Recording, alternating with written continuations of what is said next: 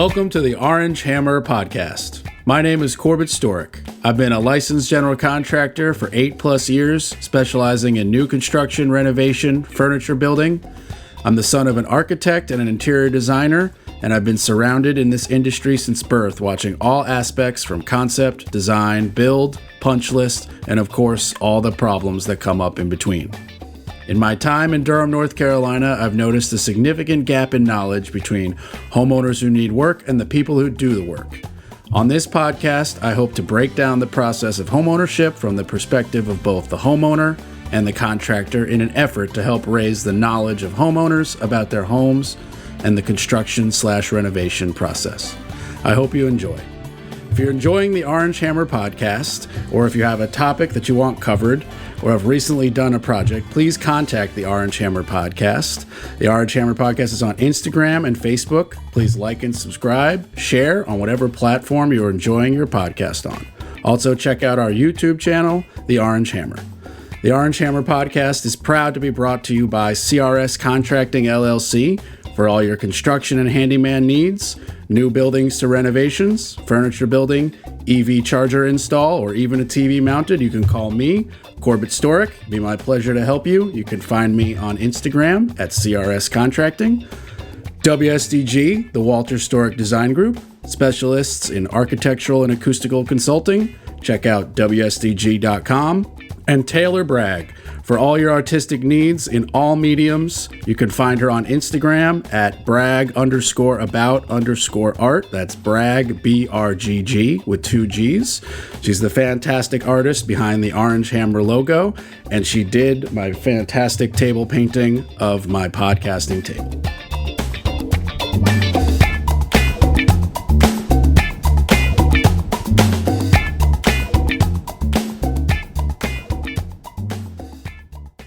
The Orange Hammer Podcast is proud to be brought to you by Stacy Sloan with Keller Williams Elite Realty, proudly serving the Durham and Triangle area for 25 years. Call Stacy at 919-972-1180. The Orange Hammer Podcast is proud to be brought to you by Rachel Z with Rachel Z Real Estate Team Realty. From the Triangle to the Triad, call Rachel Z at 919-323-6068. Hello, everybody. Welcome to another episode of the Orange Hammer Podcast. Today, I've got Nate Benton in the house. Nate, how are you doing today? I'm good, Corb. Thanks for having me on. It's a pleasure to have you. We met, we got a shout out. Is it Kaylee Bain of the Meet and Mingle? Yeah. Just pull it a little in. Yeah, gotcha. Just a little bit. There we go. Yeah, Kaylee, I didn't get the opportunity to employ her because of her price range, which is not smoke on Kaylee. It's just my financial world. But I love her meet and mingles. Yep. They are, this is going to sound like a negative thing, but it's not. I'm just an introvert. Sure. They're almost too big. There's almost too many people to like make your rounds and actually be like, hey, how are you? What do you do? What do you do? She's got a lot of traction. Yeah. I was there for the first one. Started up January, February. Oh, like her very first one. Her very first one. It was like 13 of us. That's still a lot. I've been to networking events that have 6 people. Oh, she promoted the hell out of it, right? Yeah. But it just grew into this thing that was like, she had to move locations. Like it was getting too big. Yeah. And just to see her take that and run with it. Just like anything she does, she's super high energy, super friendly, very extroverted. Like she's someone like that I aspire to be more like, right? Just because she's got that thing that we're all searching for, right? It's so incredible to see like within, and I'm not even exaggerating, 1/8 of a second of me arriving, she's at the front. Corbett, oh my God, I need you to introduce you to blah and blah and blah. They need a contract, and I'm like, oh my God, like this is exactly why I'm here. But like me personally, I don't know if you share this, but like me personally, it's kind of hard and a little intimidating to see like. There's clearly 6 people that are kind of friends that have that maybe they weren't friends before this. Now they are, and they're in a little circle. They've got a little clique. They already have a drink, and I don't know any of them. Yeah. And for me, it's a little intimidating to like barge into that circle of 6 people and be like, I'm a stranger who needs a contractor. Here's 6 business cards, which is exactly what I'm supposed to do. but it can be intimidating. Dude, I think it's I think that's an art form. Yeah. You know, to like do that correctly. I think, I mean, I have a lot of practice with it because, and you do too, right? We both go to a bunch of local meetups and stuff like that, right? But I'm relatively new to it. Sure. To be frank, like I kind of had a steady business and income stream for like 10 years. Partners and I, family, whatever, we were buying houses, gutting them, renovating them, renting them out. And then we finished like the 10th one. And we all just kind of looked at each other and we were like, we don't want to do this anymore. And I was like, okay, whatever. And I went on a vacation. I came back after a 2-week vacation and I was like, I don't have any clients. I've been doing this. Like I've been my own client building a house a year and then managing it as a rental. And I was like, shit, now I was like, I need somebody who needs like a deck, somebody who wants a bathroom redone. I was like, I better start going to networking events. And that's when it started. It was like, you know, not even 6 months ago. Yeah. Like, I mean, from everything that I've picked up from doing this, and I'm a younger guy, right? So it's just like I have not that much more experience, if any. Right? How old are you?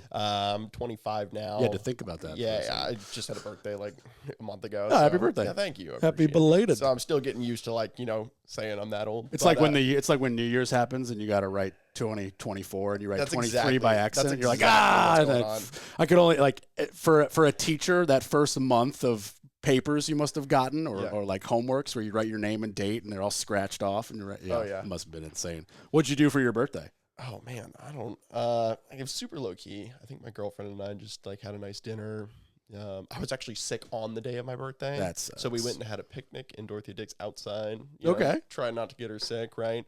But it was super cute. We got the studio dog coming in. He wants some pets. Hey, buddy.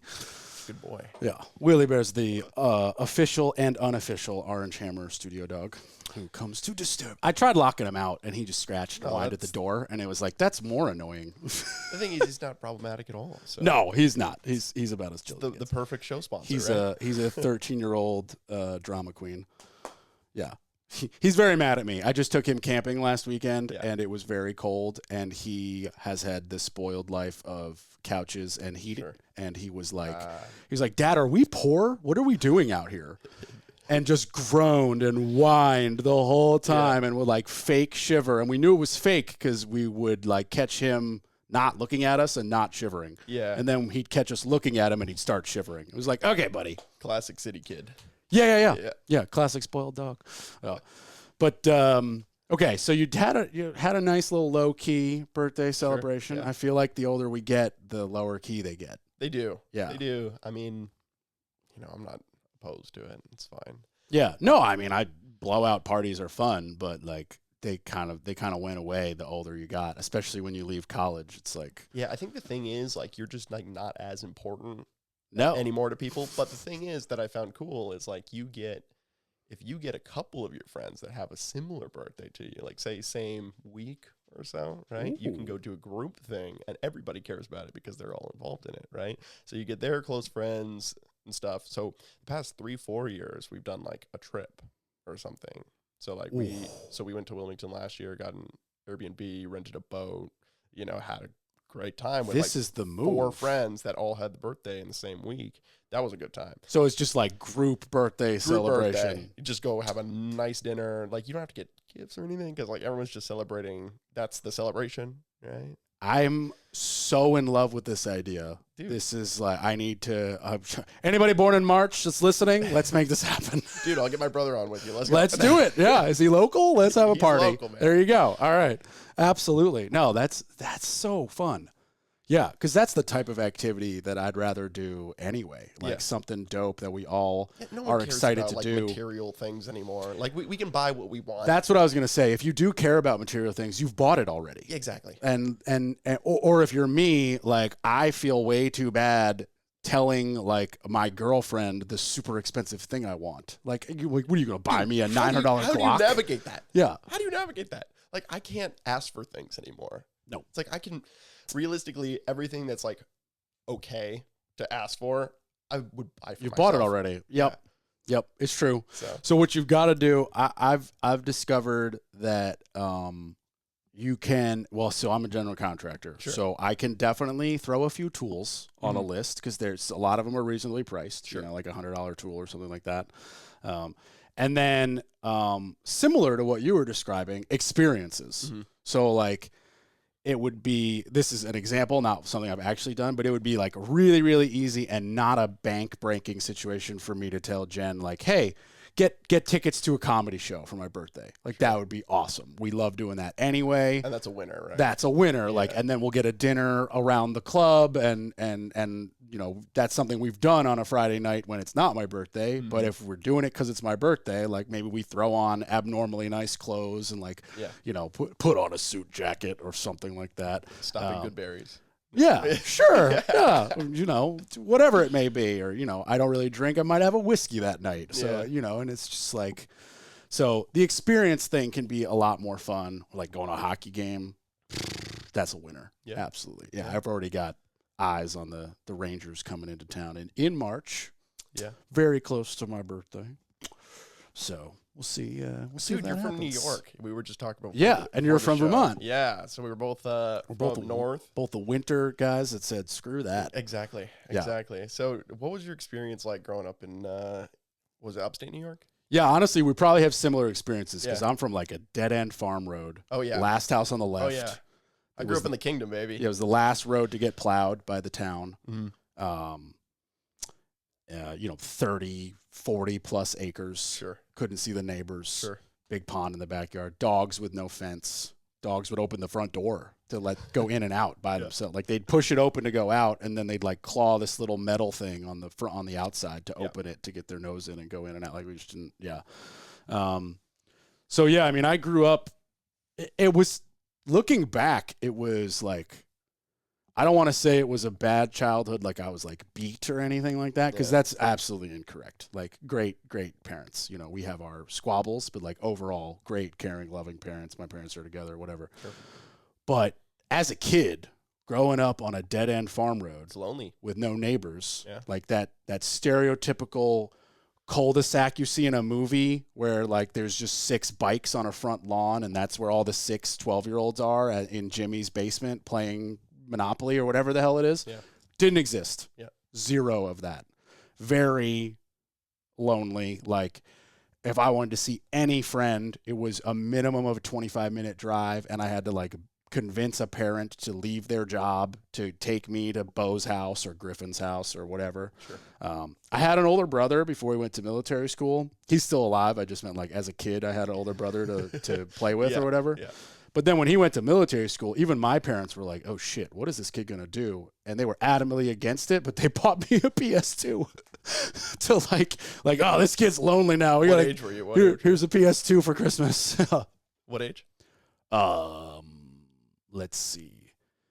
If Keaton went to Valley Forge for 9th grade, I would have been in 5th grade. Oh, yeah. That's the perfect time to get the PS2. Yeah. Oh, yeah. SOCOM had just come out. Oh, yeah. I think Grand Theft Auto 3 was old and Vice City had just come out. Dude. So it was a good time. I was playing Need for Speed Underground, too. Underground was good. Yeah. I played a lot of Midnight Club. Okay. Yeah. So basically Need for Speed. Yeah. And a lot of ATV Off-Road Fury. Oh, yeah, dude. The soundtrack was so good. So my brother and I, they used to have that on the, in Walmart, how they used to have the games that you could just like. Yeah, the demo. Yeah. we would go to Walmart while my mom was shopping. That was our entertainment. Yeah, right? Totally. So I completely understand. I remember my brother and I getting kicked out of Best Buy. Yeah. For I think like being on the thing too long, and they were clearly like, you're not buying anything. 3 hours. You've been here for 45 minutes. Like get out of the store. Yeah. And we were like, but my mom's at H&M. Like it was because it was like the Best Buy attached to the mall or whatever. Right. You got one strip and that has everything in it. No, it was a real mall. Okay. Yeah, gotcha. Highland, New York is this big. I'm making very small for the listeners who can't see. But across the river, 25 minutes away was Poughkeepsie, which was like the city of Poughkeepsie. It had like a train station that took you to Manhattan. It had a real mall, a real movie theater, and like real crime. Real things over there. Po Town is what they called it, or the PK. try to spell Poughkeepsie. It's very hard. Yeah, there's no way. It's very, very hard. Yeah. Way. And my school, I went to Poughkeepsie Day School. Yeah. And for some reason, PDS.com was taken by Princeton Day School. Okay. So my school had to be poughkeepsieday.org. Oh, so Jesus. all these like third graders had to really learn how to spell Poughkeepsie. Jeez. And it's like a Native American tribe name. And it's not how it sounds. Yeah. So that was frustrating. What's it like growing up in Vermont? Oh, well, I had a little bit different of an experience. Most Vermonters, I'd say, probably had a similar experience to like what you had, where it's like a dirt dead end road, terrible to drive up and down, especially in the winter. Yeah. Right, and you're just slipping up or down the thing half the time. I was a little bit more of a townie, right? Okay. So I grew up in St. Johnsbury, Vermont, which is about 5,800 population-ish. Okay, so still small. Still small, right? So Is that like big for Vermont? It's reasonable size for Vermont. Like, is there I'd say it's very middling. Is there like a big city in Vermont? Not really. Like no. Burlington, Vermont. That's the one people have heard about. Right? Yeah, that's where I think we would go to ski in the winter. We did that once with a bunch of family friends. Yeah, because like Stowe's over, that way, and there's a bunch of like Bolton, Killington, those mountains and stuff are over there. Like it's super popular. Lake Champlain, they've got a lot of attractions. That's where I went to college, actually. Is that where I'm assuming the airport is? Our very tiny airport, yes. Most of the time, we actually just went to Manchester, New Hampshire, or Boston.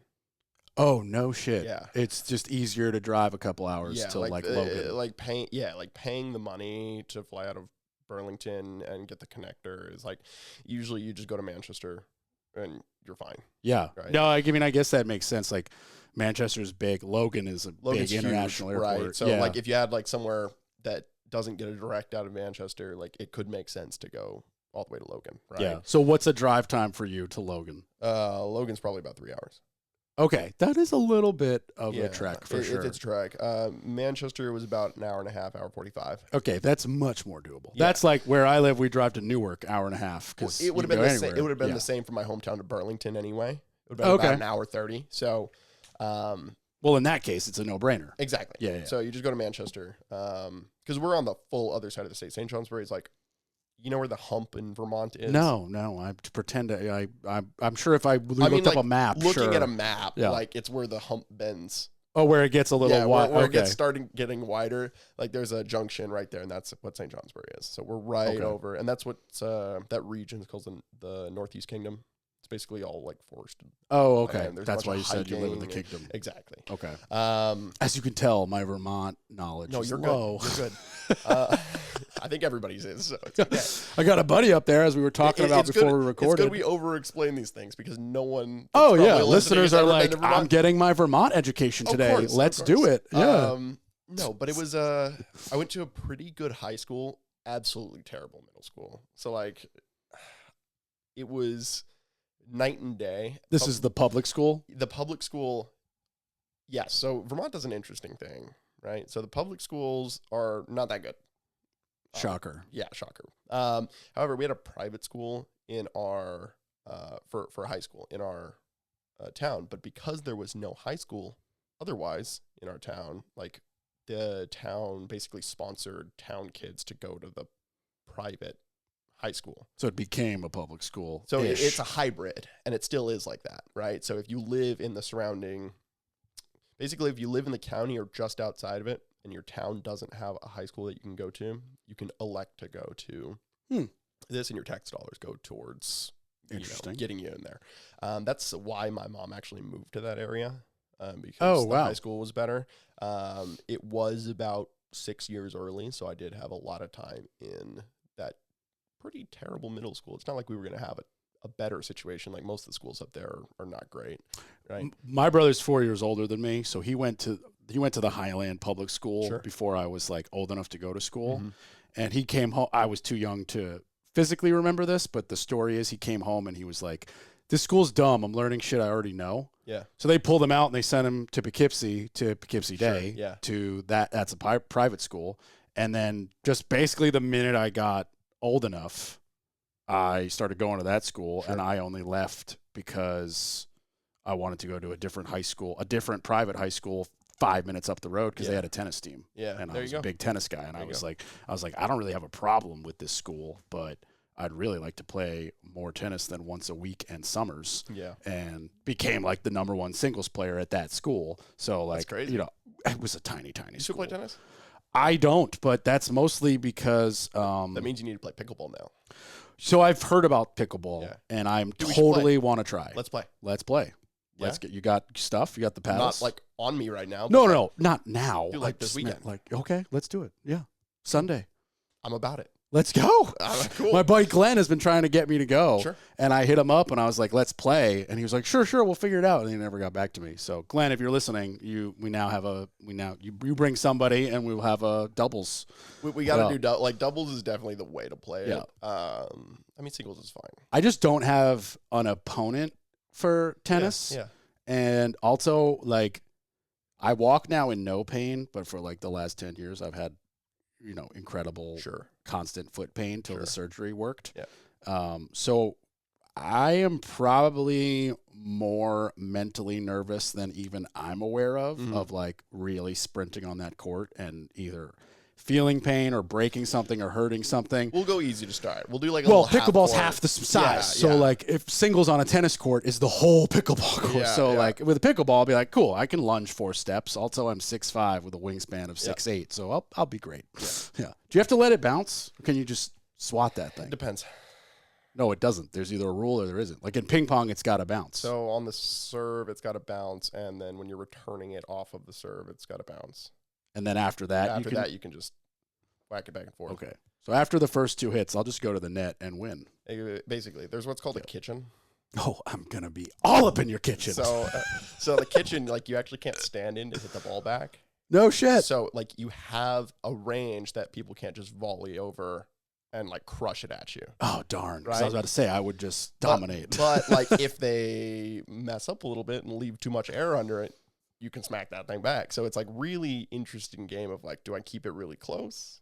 Do I like try to smack it back behind you? Like it's an interesting sport. I'm excited. I've been trying to get out there and play for a while since I heard about it. I'm pretty new at it, so like don't want to mess anything up for the listeners that are actively pros or anything like that. But I don't think there is such a thing as a pro pickleball player. There definitely are. People who get paid full time to play pickleball? Hell no. I don't. I don't know them.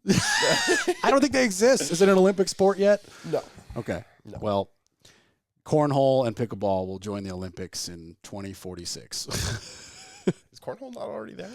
I really hope not. Dude, I don't want to insult. I know Mike Bird, who's like a professional cornhole person, and I don't want to insult Mike Bird, but like this is not a real sport. You're throwing sandbags through a hole. This is a bar game. Yeah. Sorry. I mean, darts is there. And it shouldn't be an Olympic sport. Sorry, neither should pool. Right, and I love pool, but this You're is not an Olympic sport. Okay. This is not like you didn't have to train for 60 years and be very athletically gifted and never eat carbs. Yeah, like you could just grab a stick and walk around the pool table. I guess the Greeks didn't have pickleball, huh?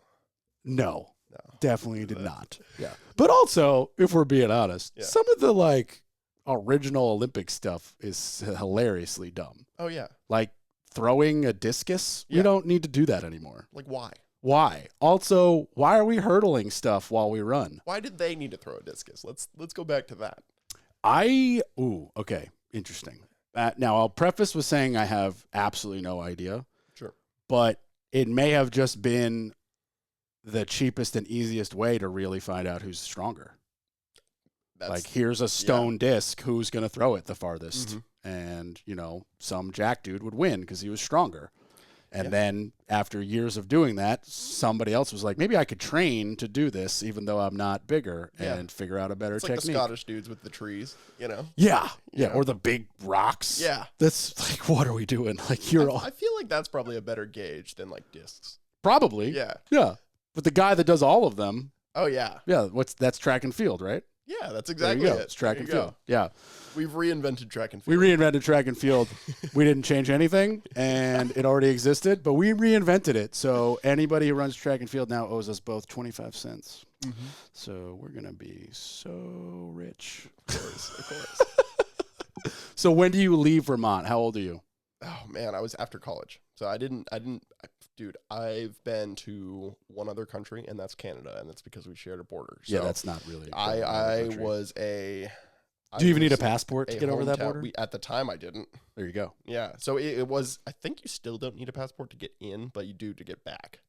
Right, you need a passport to get into America. Yeah. Right. Yeah. So like you can go to Canada all day, but you can't come home. Yeah. So they changed that like when I was a kid sometime. I definitely saw a picture very recently of the Canadian-American border, and there's no border. Like in a section. Dude, like there's a road, I'm sure, with a border crossing. Woods. But that's what I'm saying. There was this picture was like, this is Michigan and this is whatever on the other side. And it was just trees. Yeah. It wasn't even like unpassable trees. It was just a section of woods. And I was like, if you lived in that town in Michigan, you could just walk over to Canada and get some syrup out of a tree and call it Canadian maple syrup and walk right on back. Sure, like, there's who would stop you? Okay. A Mountie. First of all, yeah, right. First of all, Canadian maple syrup vastly inferior than Vermont maple syrup. Let's get the record straight. Okay. Real quick. Okay. I'm very passionate about this. I clearly, yeah. We got beef with the Canadians. Okay. What do you think is the difference? The real answer? Yeah. Absolutely nothing. Okay, cool. The actual answer? Claiming it. Claiming it. Hey, man, buffalo wings are made everywhere, but they're better in Buffalo. This is our gang shit. Yeah. Okay. Which tree you tap? What tree you repping? All right. Oh my God. Like, is there no like difference in the processing? Because like No. America is all like high fructose corn syrup and garbage and processing, and Canada's not as bad with that. like if you get on like the Costco level, maybe.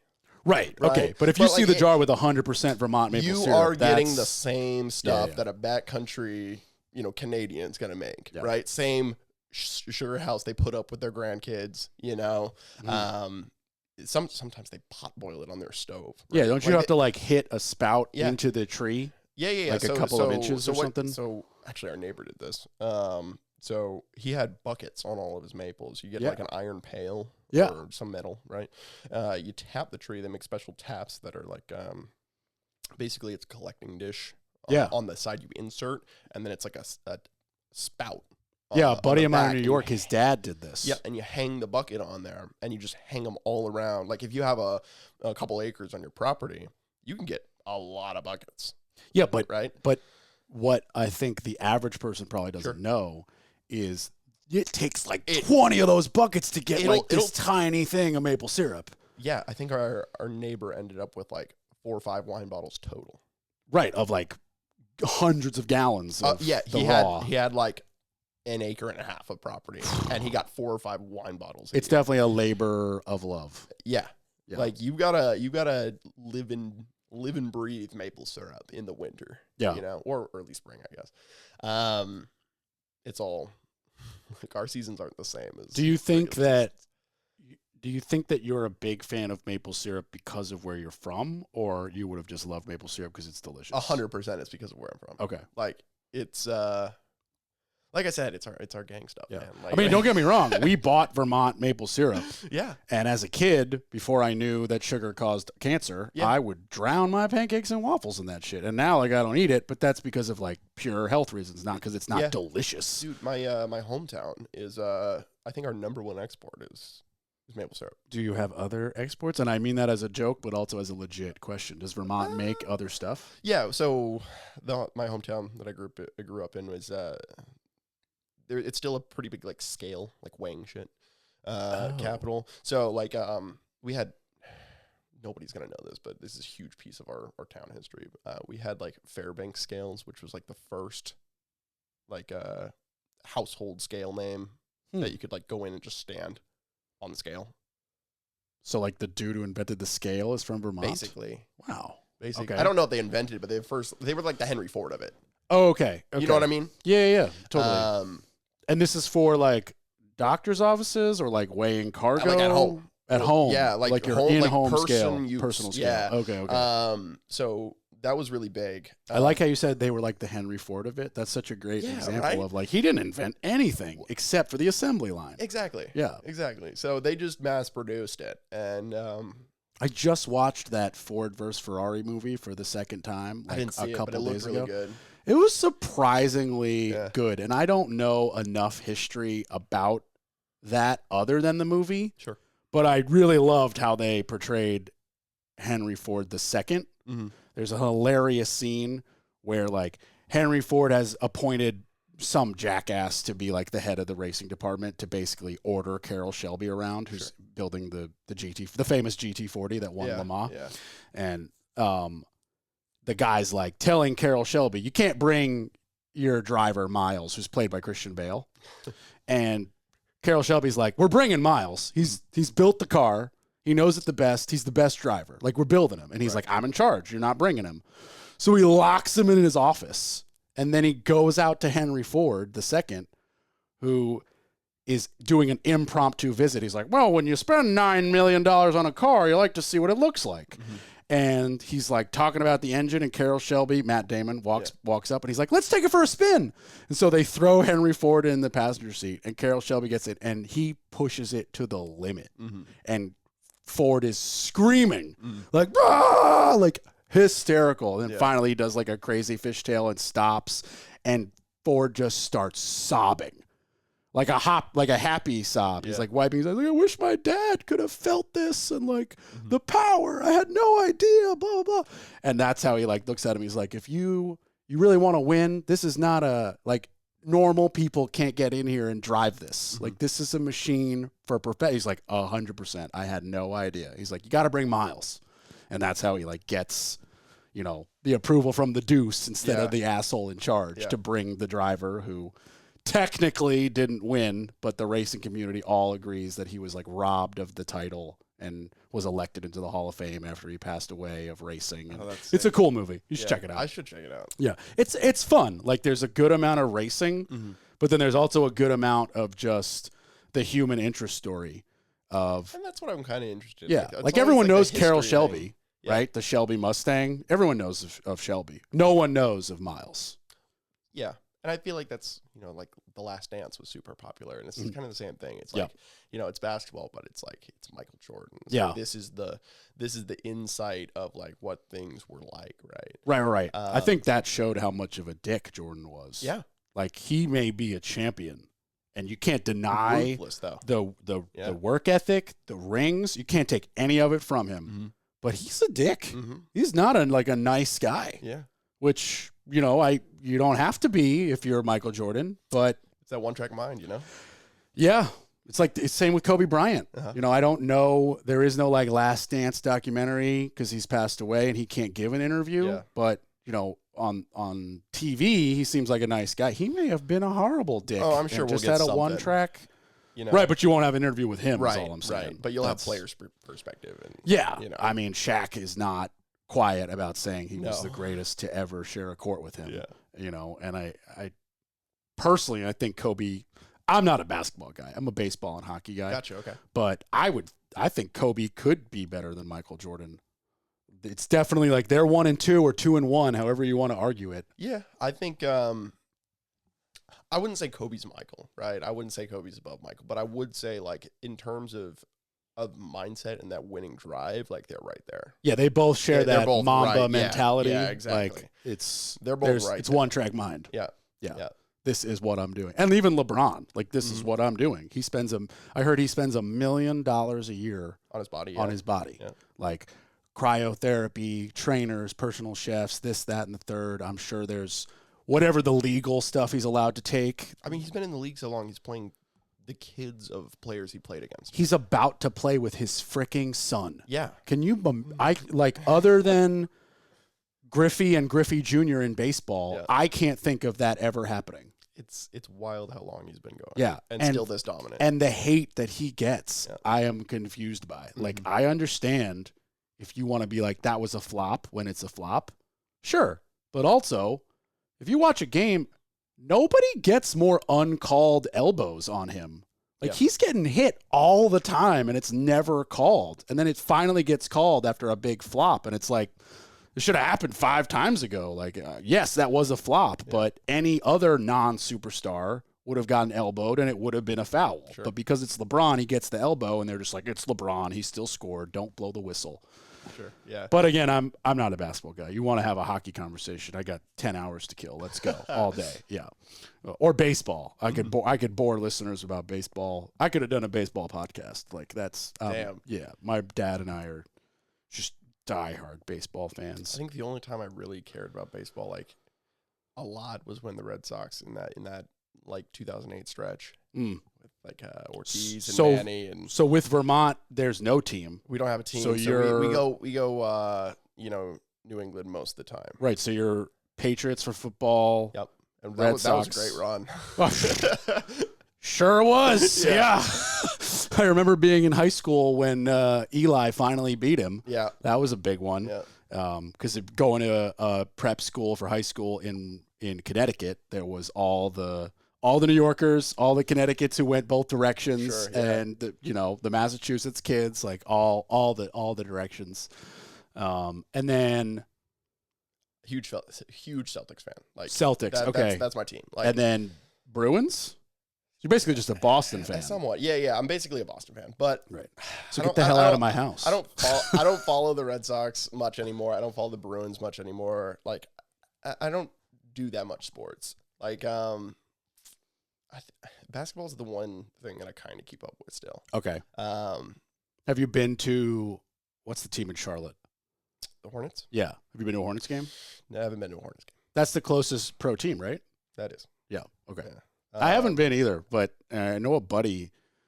He got me into Duke basketball, and that was just those are good to see. Like, have you been live to Cameron? I haven't been live. Well, dude, first of all, those tickets are insane. Yeah, I don't have $800 extra for a team I don't really care about. No offense, like I want them to win. I will say Duke is the college team I cared about growing up.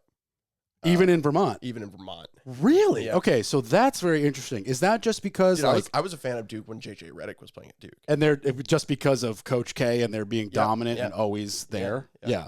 Well, I had this friend in the family, and he was like a huge college sports guy. And he was a Duke fan. Okay. Right? So that's kind of what that... It's the same thing that happened with my buddy Marcus. Yeah. Shout out to Marcus if you're listening. I know you're not, but I love you anyway. He's from Durham, born and raised. Now he lives in like Briar Creek or whatever. Sure.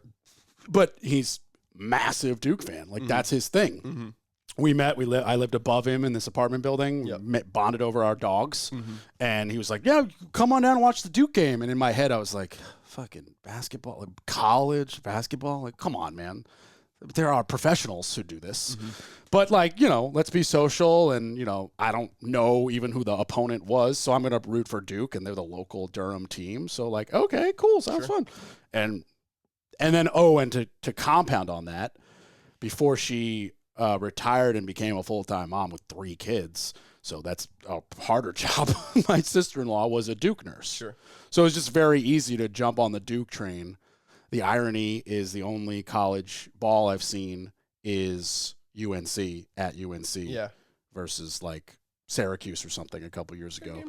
It was an amazing game, but it was literally like my plumber works there. Yeah. Full time. Yeah. And he was like, I got 2 free seats. Sick. And I was like, I'm driving. Let's go. Dude, cool story about the Canes. Like the first hockey game I've ever gone to, I sat like 4 rows off the ice. That's awesome. And it was because my buddy, he knew this guy that owned a few pizza places around Raleigh. Is it Randy's Pizza?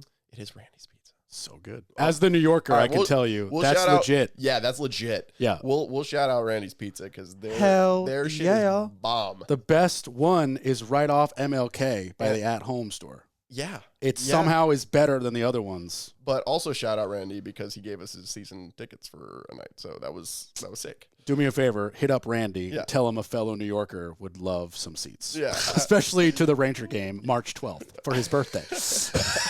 We'll have to go buy a lot of busy. We'll have to go buy a lot of pizza, right? Dude, he could look up my phone number. I buy a lot of pizza because they ask me for my phone number every time, and they're like, Corbett, Winburn Ave. I'm like, yeah, that's me. That's sick. Can you use my $1.50 off? I know it's on file. No, I used to eat way too much pizza, and it was always all from Randy's. Yeah, I'll say Randy's is good, and then the other place I found that's like pretty consistent and good for like New York pizza, which I'm a bit of a pizza buff also. Yeah, I'm a snob with the pizza. I think New York Pizza by it's on Tryon in Southeast Cary Parkway. Okay, haven't tried it. That one hits. Have you? Like Okay, perfect undercarriage, like. So this is not New York pizza, but have you been to Pompieri? This is like so New York pizza for listeners, and as you probably know, is like 500-degree ovens. Yeah. Slightly thicker, not like Chicago thick, but slightly thicker on the crust. And then there's that like Napoleon style that's like 1100-degree ovens, and it is charred on purpose. There's like a little black You gotta get jar, a little crispy, and it's a little bit thinner crust. Yep. That's Pompieri. Okay. And it used to be a fire station. They converted into a pizza place. It looks awesome. That's sick. They grow their own microgreens. Where's that at? It's in downtown Durham. Okay. They grow their own microgreens above fish tanks, and they have a fully like the fish like nutrient the plants, the plant nutrient the fish. It's like a closed system, and they like grow all their own herbs for their pizzas. Yeah. And they give it to you uncut with a pair of kitchen scissors. Oh, let's go. It's so cool. And you just like, oh, I want a baby slice, or I want to cut it in half and be a savage. Yeah. So good.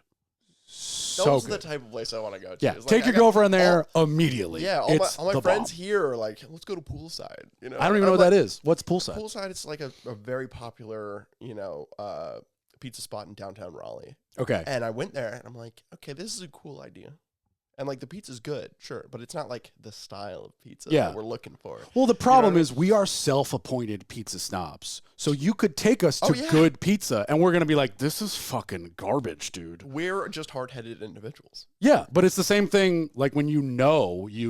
Like I don't know a lot of stuff for fact, but I know that New York and New Jersey make better pizza and bagels. Connecticut. It's because of the water. Yeah. It's because of I can't remember if it's softeners or hardeners, but like you need one of them. And Randy has them. Really? Like he put them in his restaurants. He has, I believe, a softener to make that's why his dough is better. Man. Yeah. And it's like, he figured it out. He figured it out, man. I've never met Randy. Stan of Randy. Yeah. I met Randy once. My buddy knows him better, but. Randy, if you're listening, we'd love to have you sponsor the show. We'll do it for free in exchange for 2 hockey games worth of tickets. We can work out a deal. I'll send all of my new to town clients over to your pizza shop for the first time. I kind of already do that. You know?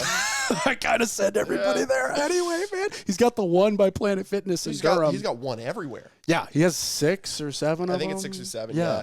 I know there's a Cary, a Raleigh. There's 3 in Durham. Like, they're all over the place. Yeah, there's one in Briar Creek. The ones we usually went to was over by PNC.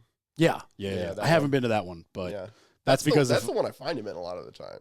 Maybe that's the one where he makes the most money. Maybe. Was that his first location? Do you know? I don't know. Okay. See, that I don't know. I don't know that much about the Randy's Pizza lore. Fair enough. Yeah. I do know when I'm going to PNC Arena, though, I am usually eating there. Yeah. So I'm not thinking about. So you're not paying double for worse pizza or hot dogs or. Yeah. I'm usually going like, first I need those candied pecans. Okay. That's my sugar causes cancer, but I don't care. These are delicious enough. Sure. Break.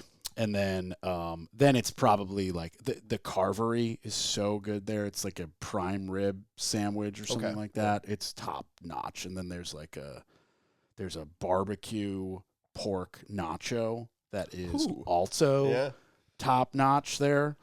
It's all killing you. Like there's nothing healthy in that arena.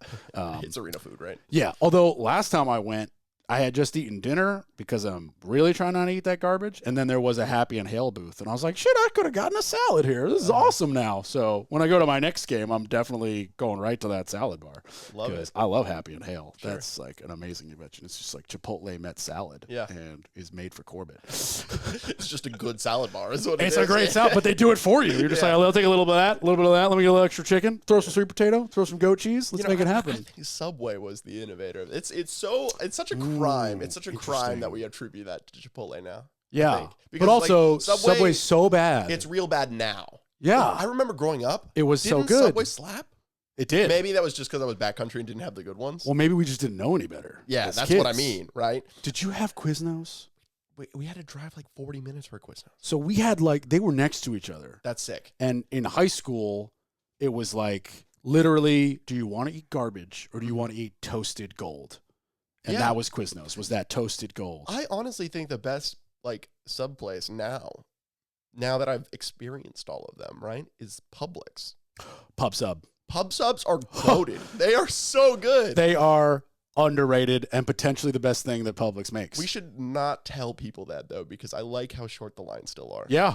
Oh, my God. Or like when you Instacart your groceries during COVID from Publix and just be like, let me add a custom sub. And 2 hours, you get all your groceries and a full sub. I was like. And they're cheap.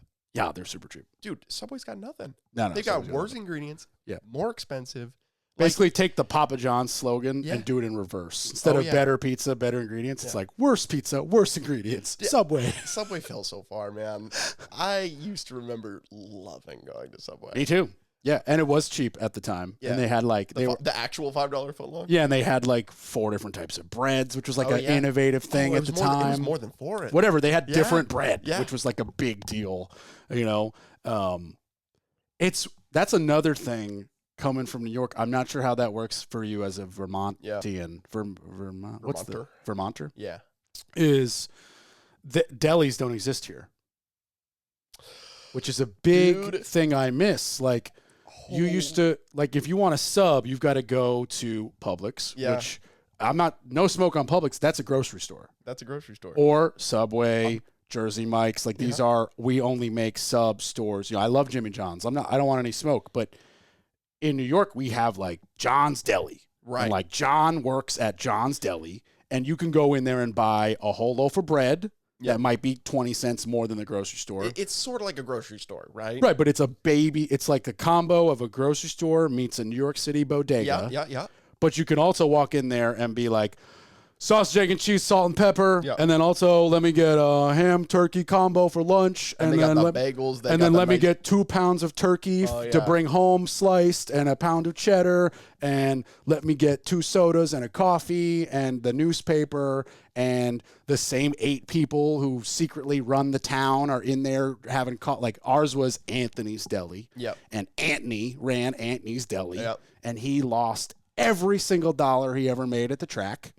And his prices reflected that because they would change depending on how he did at the track. That's amazing. He would like either make or lose all his money. Yeah. And then the egg egg sandwich. Make it back.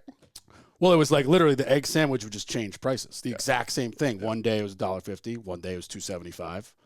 I remember my dad one time was like, "Can I get a receipt?" as a joke. And he literally wrote $2.75 F off on a napkin and like threw it at my dad. It was hysterical. Like totally cash only, but probably was a mobster. I don't even know. Dude, the death of family businesses is like crushed me a little bit. The what of family? The death of family businesses is just crushing me a little bit. I think it's coming back though. I hope so. I think it's coming back. Maybe it's just because of like the circles that we're in the networking world, but I'm meeting a lot of small business owners. I think COVID kind of killed a lot of it. COVID absolutely killed a lot of it. I mean, especially the restaurant business. Yeah, it killed our delis, man. Well, they were never here, though. They were never here. That's the point I'm trying to make of the regional difference. That's a good point. It's like they were just never here. Like there is no one-off, not a chain, you know, Joe Schmo's Deli, where you could just walk in and get anything that you can say he would make for you. Somebody's got to fix that. You know, if I didn't have enough, I have too many things going on, but I've thought about opening it so many times. The only problem is I'd be my best customer. Yeah. That's just, we're not making any money there. Yeah. Yeah. So you should own your own supply. Yeah, exactly. You want to open a deli? You need an investor? Not quite. Sponsored by CRS Contracting. I give you a deal on the construction. Ooh. Let's go. Free subs for life. No. Yeah, let's do it. Yeah, you buy all the materials. My labor will just be food. Okay, love it. But you got it. But you got to secure Randy's seats. That's the deal breaker. Yeah. Mm-hmm. Just one for the Ranger game. One for the Ranger. One for the Ranger game. Yeah, March 12th. It's around my birthday. I don't know if I got that poll, but I'll see. I'll shoot something out there. Let's see. Put it in the ethos. Yeah.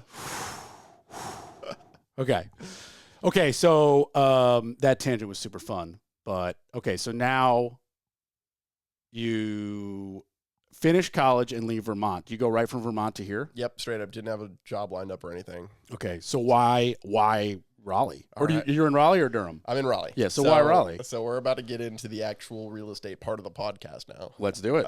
So in high school, and we're out of time. No, just in high school, I got really into learning about wealth and money, and Rich Dad Poor Dad was a big gateway drug for me. Getting into that whole sort of thing. Is that like a book or something? Okay. Yeah, that's a book. Recommend for anybody that listens to this. If you want to change your mindset about how you think money works or how you think jobs work or just how, if you want to be a person that takes more risks, like that's something you need to read. But that was kind of my gateway. And then midway through college, I was like just devoting any of my time to learning about real estate, how it works. What did you study in college? So I was a finance and accounting major. So we had concentrations. It was a business admin major, but then concentrating in finance and accounting. Nice. Right? I did business admin, and I kind of focused in like marketing and Sure. advertising. But it wasn't. I didn't get anything that said marketing or advertising. It just said business administration. Yeah, mine my says degree. that. Yeah. I just say finance and accounting because that's literally all I really learned about, right? So business admin, as it may, right? I took the finance and accounting courses. But I took like business as a major because I was interested in money and real estate and wealth and learning how that works and, kind of trying to solve for, reversing the situation I grew up in. I was basically from a poor family. I had a single mom. My parents divorced early, so it's like I have my dad around, but he's like, he's in like Hawaii now or something like that, right? So, my mom basically took great care of us, but she didn't have a whole lot. So I'm just like, all right, how do I not have that as a situation? So that was kind of the drive, still the drive, right? But I found real estate and learned as much as I could about it. And I was like, okay, I want to be in a field that's tied to real estate. So at first I was like through college, I worked in property management and I was just getting close to investors and they would take me on their walkthroughs when they were going to buy a property or something like that, right? And I could learn a lot from them. And then through all my reading and stuff like that, I was just like, okay, Vermont, for the legal aspect of owning property, it's not the greatest place to own property. And the reason why that is because like it's cold in the winters. There's a bunch of laws about when you can and can't evict tenants, and that's great and all, but what it leads to sometimes, and Squatters. My dad actually abused this before, and it's like you can't evict people in the winter, so they would just squat for a few more months, right? So that's somehow it's worse in California where there is no winter. exactly. Yeah. It is. I mean, it is a Squatters just own your house now. It's a political thing for sure.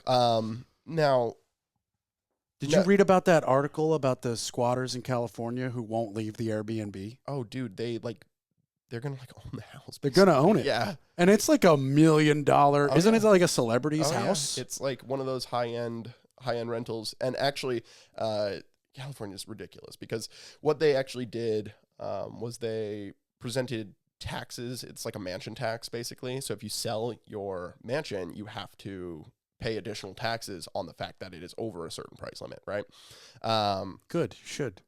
Sure, right? But that just it's not about what the law does or what it says in terms. It's about what is going to be the result of that. Yeah, the effects. And the effect of that is nobody's selling their mansions and they are all high-end Airbnbs now.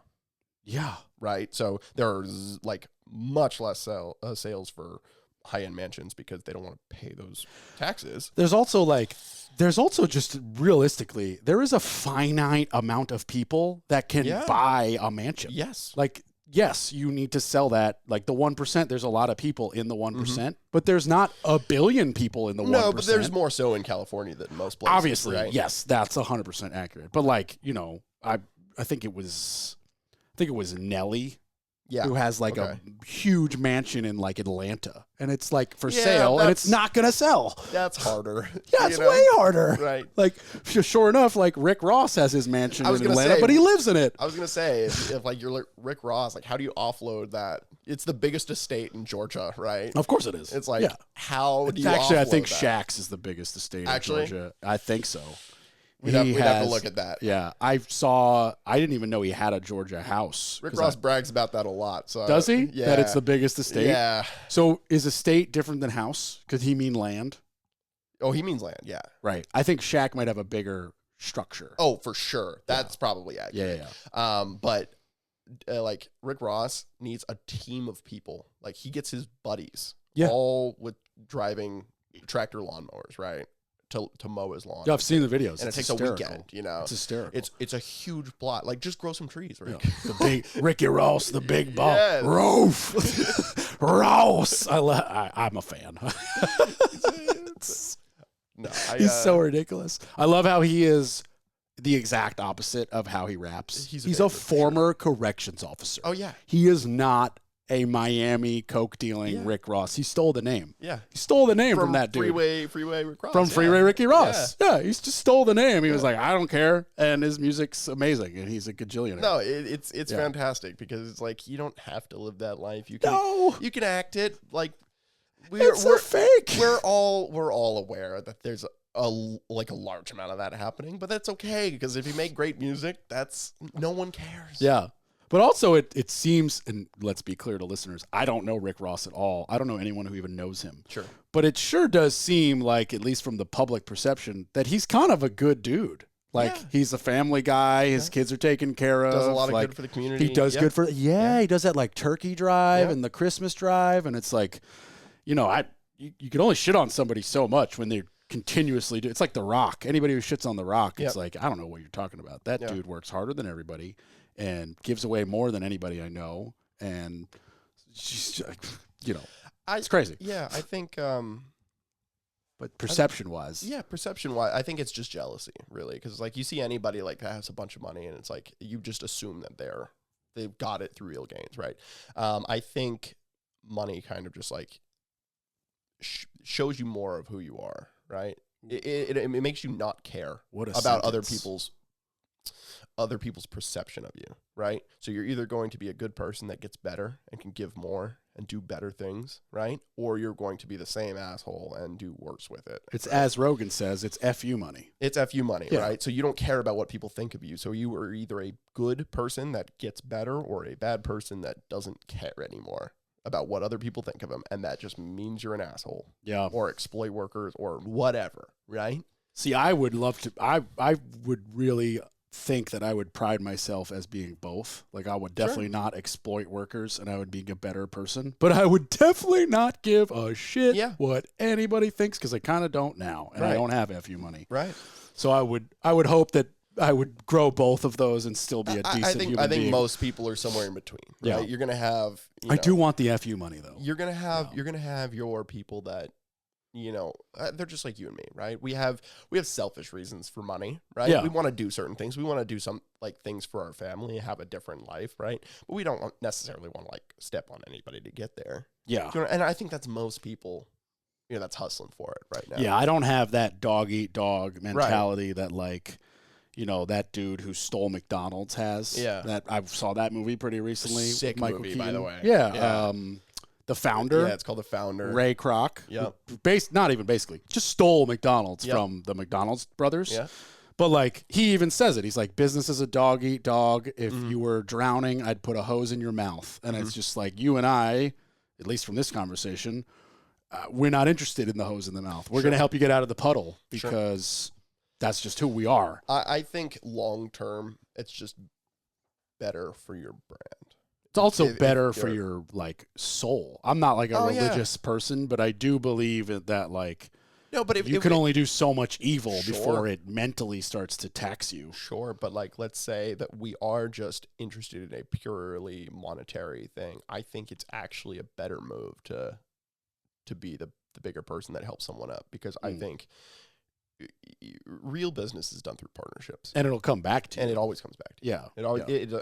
You don't know when it comes back to you. Now this is getting like spiritual, right? But also it's what we believe. So let's talk about it. Yeah. You know, I think that competition happens lower than a lot of people think about. When you get to a certain point, it's not competition anymore. It's collaboration. Let's all rise together. With Gary Vee. Yeah. Yeah. Gary Vee doesn't think about anybody else. He thinks about his client, right? So he gives everything he does out for free, right? Same thing with Elon Musk, right? Yeah, all his patents are open. Out there. Yeah, they're all open. Right? You're free to compete with him.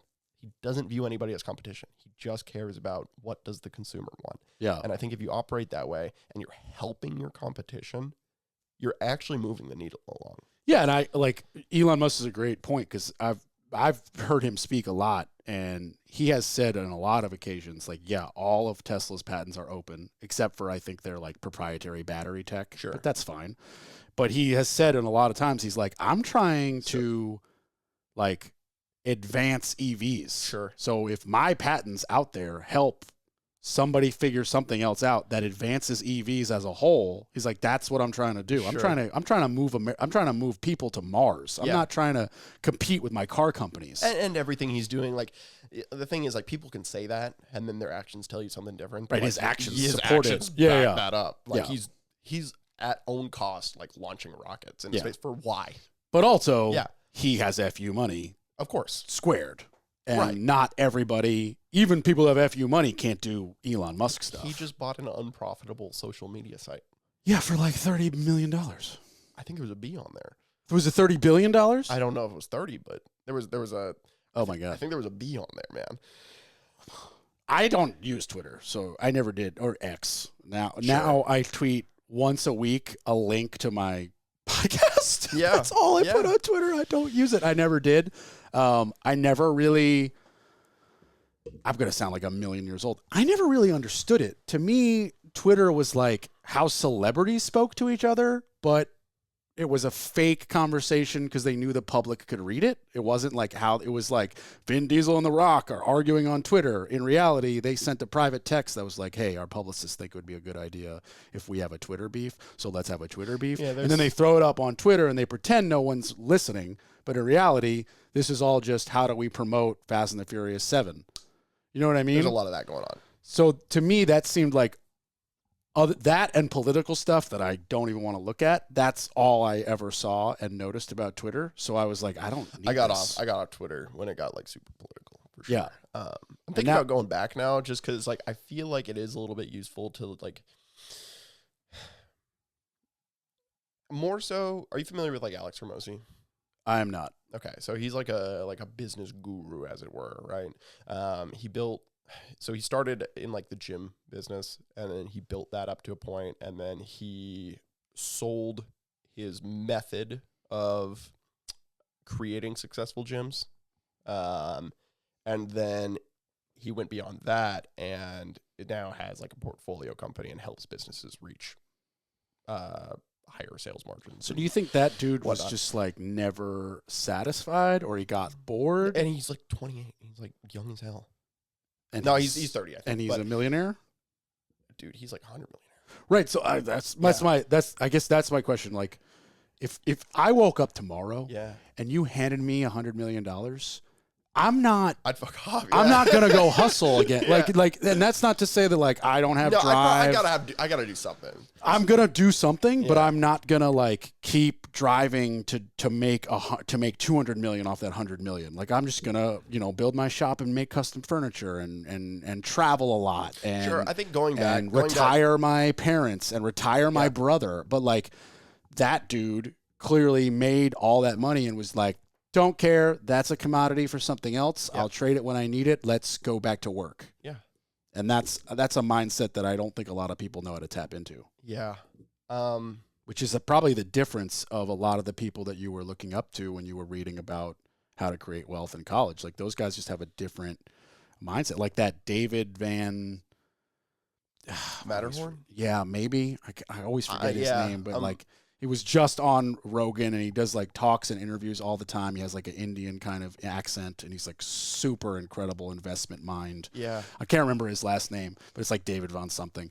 And it's just like there's just a mindset of like you could hand that guy $100 billion and he's going to be like, cool, well, let's go do something. Like, let's start this. Let's do that. What are we doing with it? And it's like, nobody's just chilling. Like we could just live off the interest and be more wealthy than we could even dream of. Yeah, and I think that it's that American mindset of like never stop. I honestly think that's the separator. I think that's like why a lot of people don't get to that level is because they don't have the actual drive to. They have the want and desire to get the things that wealth brings, but they don't have the want of building something with it. Like I think you want what you see on Instagram, but you don't want to suffer for 15 years to get there. I think for me, right, it's like I don't necessarily want to like sit on my ass. right? I don't want to be like a young millionaire at like 30 and, do nothing for the rest of my life and play golf and get really good at golf or something like that. That's not the drive, right? The drive is, let's build something that I can share with people, right? Let's build something that, employs some of my friends and shares in the prospect of it, and helps them get to a spot where they couldn't before. Right? So what are you going to build? I think with the interest in real estate, I think it's going to revolve around that almost definitely. I don't know anything else well enough to really, and it's just a matter of learning, right? What are you doing now? We're going backwards to the front. Yeah, we're going every direction we want. Yeah. As people are listening know, we have a very detailed script that we burnt. So yeah, exactly. We lit it on fire. He sent me it actually in a text. That's a lie. I didn't send you anything. I'm trying to back you up here. Everybody knows there's no script. There's no script. Yeah, there's no script. We're all They over heard the place. 2 episodes with Ed King, and I was like, this dude does comics, but he's funny. No. So right now I'm a mortgage lender. Okay. And really I find that important because as a young guy in mortgages, I feel like everyone is, 35 to 40, which is basically the industry average, right, for mortgage lenders. And I just bring a perspective to young people getting into home ownership that's, I think, is important, right? No one's really focusing on the young, single individual that just wants to build wealth. Trying to buy their first home. Trying to either make the right financial investment, get out of paying rent, right? Or that was me 11 years ago. Exactly. It was hard, and it was definitely like less people were interested in working with me. So now it's become a lot more popular. The internet has proliferated a lot of information, and like a lot of it's wrong, a lot of it's right, and a lot of it applies to certain situations. So it's about navigating those things that they might have heard elsewhere, and really guiding them to what works for their financial situation, right? So I can't give generalized advice to the masses about buying a home, right? A financial advisor would tell you this too. It's like they need to sit down with you. And look at what your goals are, right? If you're building a business right now, right? And your business was super cash intensive, right? Let's say, I don't know, it was an online business. You're rolling ads over and over and over, right? But you're finding success and you're kind of at your hockey stick, right? Don't buy a house right now. Don't. It doesn't make any sense. Like, why would you put up like funds or pay more in rent or pay more for a mortgage than in rent right now because rates are high and whatnot, right? And take away from this thing that's going so well for you. Right. You're a risk taker. Let that blossom. Like, too many people, I think, that have that entrepreneurial mindset are diversifying too early. That's a big thing. Diversifying too early. What an interesting sentence, because diversify is always the you got to diversify, you got to diversify, you got to diversify. And I think for a lot of young people that have an entrepreneurial mind, that's horseshit. Like, you just shouldn't, right? If you have something that's working, double down on it. Double down. Like, don't buy a house until it's worked. Do you know what I mean? Like, if you are a person working a W-2 job that wants to get their financial backing down, right, for the future, definitely 100% buy a house. Because what we'll see is, and what we do see is, the wealth gap, a lot of the times, from what little middle class there is, right? The middle class is made up by ownership of things. And the biggest bang for your buck you can get in ownership is buying a home, right? Yeah, because there's so many low down opportunities. There's even you can buy multi-units. Yeah, or even just the ability to wait 6 months and pull equity out. There's so many things that you can do. And the equity is just compounding at a rate that you couldn't get on a normal investment because it's leveraged, right? So if, let's say, you're going to put 5% down on a home, and a normal appreciation rate for the Raleigh-Durham market is 5+% per year, right? Was agreeable? You know, I don't know if I could speak intelligently on that. Okay. Yeah. Well, just so you guys know, in COVID, we hit like a 20%, year over year appreciation. Granted, it was a year, right? But, we hit 20%. But conservatively, if we said 3 or 5. Break that down. You're saying 3 or 5% value increase a year. Yeah. So it could even be more. So 20 is not going to happen again. Right. No, that was pandemic specific. That was pandemic specific. Money got printed. It's not going to happen again unless there's a ton more money that happens. Inflation goes through the roof. Right. That could happen in an inflation. Hey, you never know. The government might just print $9 trillion because they feel like it. Please no, because we're seeing what's happened from that now. They'll just send it to Ukraine. Oh, sorry. No, you're right.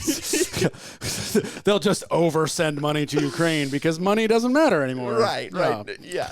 But it's not like we got problems in this country that they could use that money no, for. you're 100% right. I'm just trying to keep it based, right? That's as political as I get. There you go. No, look. We're going to do with our tax and dollars. I'm a liberal, so it doesn't make any sense that I would feel this way. We've never had control of our tax dollars. Let's be real. Yeah. I just hate driving on the potholes, and I pay taxes to Durham, dude. and they don't fix them. And I'm just like, I don't send kids to your educational system, and I don't have fires. So fix the pothole. And we're funding both sides of the Israel-Hamas. Let's not get started. Bro. We're going to go down a rabbit. Yeah. Let's skip that one. Yeah, we're just going to skip. I was just in Egypt. Let's skip that. Anything. Yeah, so the 3 to 5% home increase a year might even be low. Well, I'll say 3% is probably low for our market. I'd say this year it was probably around 0 to 1%. That homes increased? Yes. I would disagree. I've not seen values drop. I've had every. No, I'm saying they're going up. Oh. We'll see. I mean. Sorry, let's clarify. Yeah. You're saying that homes are going down 3 to 5% in value a year? No, they're going up. Okay, because you just said I haven't seen them go down, and I was like, we're talking about them going up. So I'm saying 0 to 1% increase. I think it's a higher percentage personally. I think it is a higher percentage on the low purchase price homes. So like the 300,000 range, those are going up. I think. Okay. Right? That from what I'm seeing, right? The 300 is the low. To clarify, you're not going to find anything in Raleigh-Durham for like 300 unless you're getting a condo or something like that. Now you could maybe get in Durham like a 250, but probably is a makeup flip and needs something. Wow, it's so crazy how things have changed, man. Because I remember we were buying houses for $50K, putting $100K into them. Well, I just selling them for $350. I just told you we went 20% up last year. Like that's the realistic side of things right now. But anyway, I think the middle range, so the $600,000 and $900,000 homes are slightly down. So it averages out. That I would agree. Okay. So you see what I think mean? We're on the same page. So you kind of that 3 to 5% was very much the whole thing. But if we're going to break up the segments, sure, cool. Yeah. So that 300 to 500K house, I think is still going up. Yes, but that 600 to $1 million has either leveled off or may have dropped 1%. Yep. Yeah. And everyone's sitting around waiting for the crash, and it's not happening, right? Not in RDU, not in the Triangle. It's just never going to go. It might happen in the boonies, right? Yeah, it might but happen not here. in the middle of the country, but it's not happening. The balloon will pop in Arkansas. It's not going to pop here. Sure. Yeah. But it's just not going to happen. Right. And what I mean from that is like, okay, let's say we're getting 5% a year. You put 5% down, right? So the first year you own that house, you've made up your whole investment. You made 100% of your money in year one. That is a way of looking at that. That is the way of looking at it. Now, I still think if you have a business and you are dumping money into that business and you're very cash intensive, you're taking money aside to go buy a house is not what you should do. It also locks your money up because on cash out investments, you now have to wait a year. I didn't know that. So that is a new thing that changed this year. Okay. So it used to be 6 months. Now it's a year. Now it's a year. Where you just you set up the cash out from your home and you just have to wait a year to get it? So no, after purchase, you need to wait at least after initial purchase. Yeah, after initial before purchase, you want to refi or do a cash out. So basically you need a year of vesting. Is that also for refinancing or just for cash out? So you can do a rate and term refi, which is basically I'm not going to pull any money out. I'm just going to, let's say rates come down from 7.5. That's what I did. I didn't pull money 7.5 to 5.5. Yeah, of course. You can go refi that immediately. I did it like 7 years later, but it had nothing to do with... You can also do it like 7 times. Like, it's fine. Like, the important thing is not so much about, like... Now, this is biased, right? Because I work for a bank, but I'm not seeing any of this money when you spend the money to refi, right? So it's like... I seem unbiased, but trust me, I'm not. Like your salary, like you don't. Do you no, get a, I you am. Get a commission? I am full commission. I 100% commission. But like, even if you're not going through me, like, here's why I think it's worth it to like ride a rate down, right? So let's say we drop to 6.5 in March. What are we at? 7.25. We're actually a little lower right now. I'm quoting a lot at 7 flat. 7 flat. Okay. Yeah, I actually locked one this week. It was in a census tract area that we have like a program for, and it was 6.625 on a conventional loan, which is really good right now. But let's just say average rate's around 7.725. Yeah. Okay. If you buy at 7.725 and you can get a 6.5 come March, right? Your payment's going to come down. Yes, you'll have more mortgage costs. So you'll have a bank fee again, right? You're going to have a appraisal fee again. You're going to have some title work that you got to do, right? Those are all costs, of course. Now, it doesn't have to be on a cash out, but you can bake those costs into the loan a lot of the times, right? So you doesn't have any out-of-pocket costs. And why that's important is because, yes, you technically owe a little bit more money, but really what we care about in the short term, and your investment's going to be making money anyway, right? Like I said, 5% a year, you're quadrupling, or in a period of 5 years, you're quadrupling what you're making on whatever cost is associated with that. Really, what you should view a refinance as is, am I saving money month to month? What is the cost of owning this investment? See, me, I actually went the other way. I actually paid more a month, but it was very strategic. Why is that?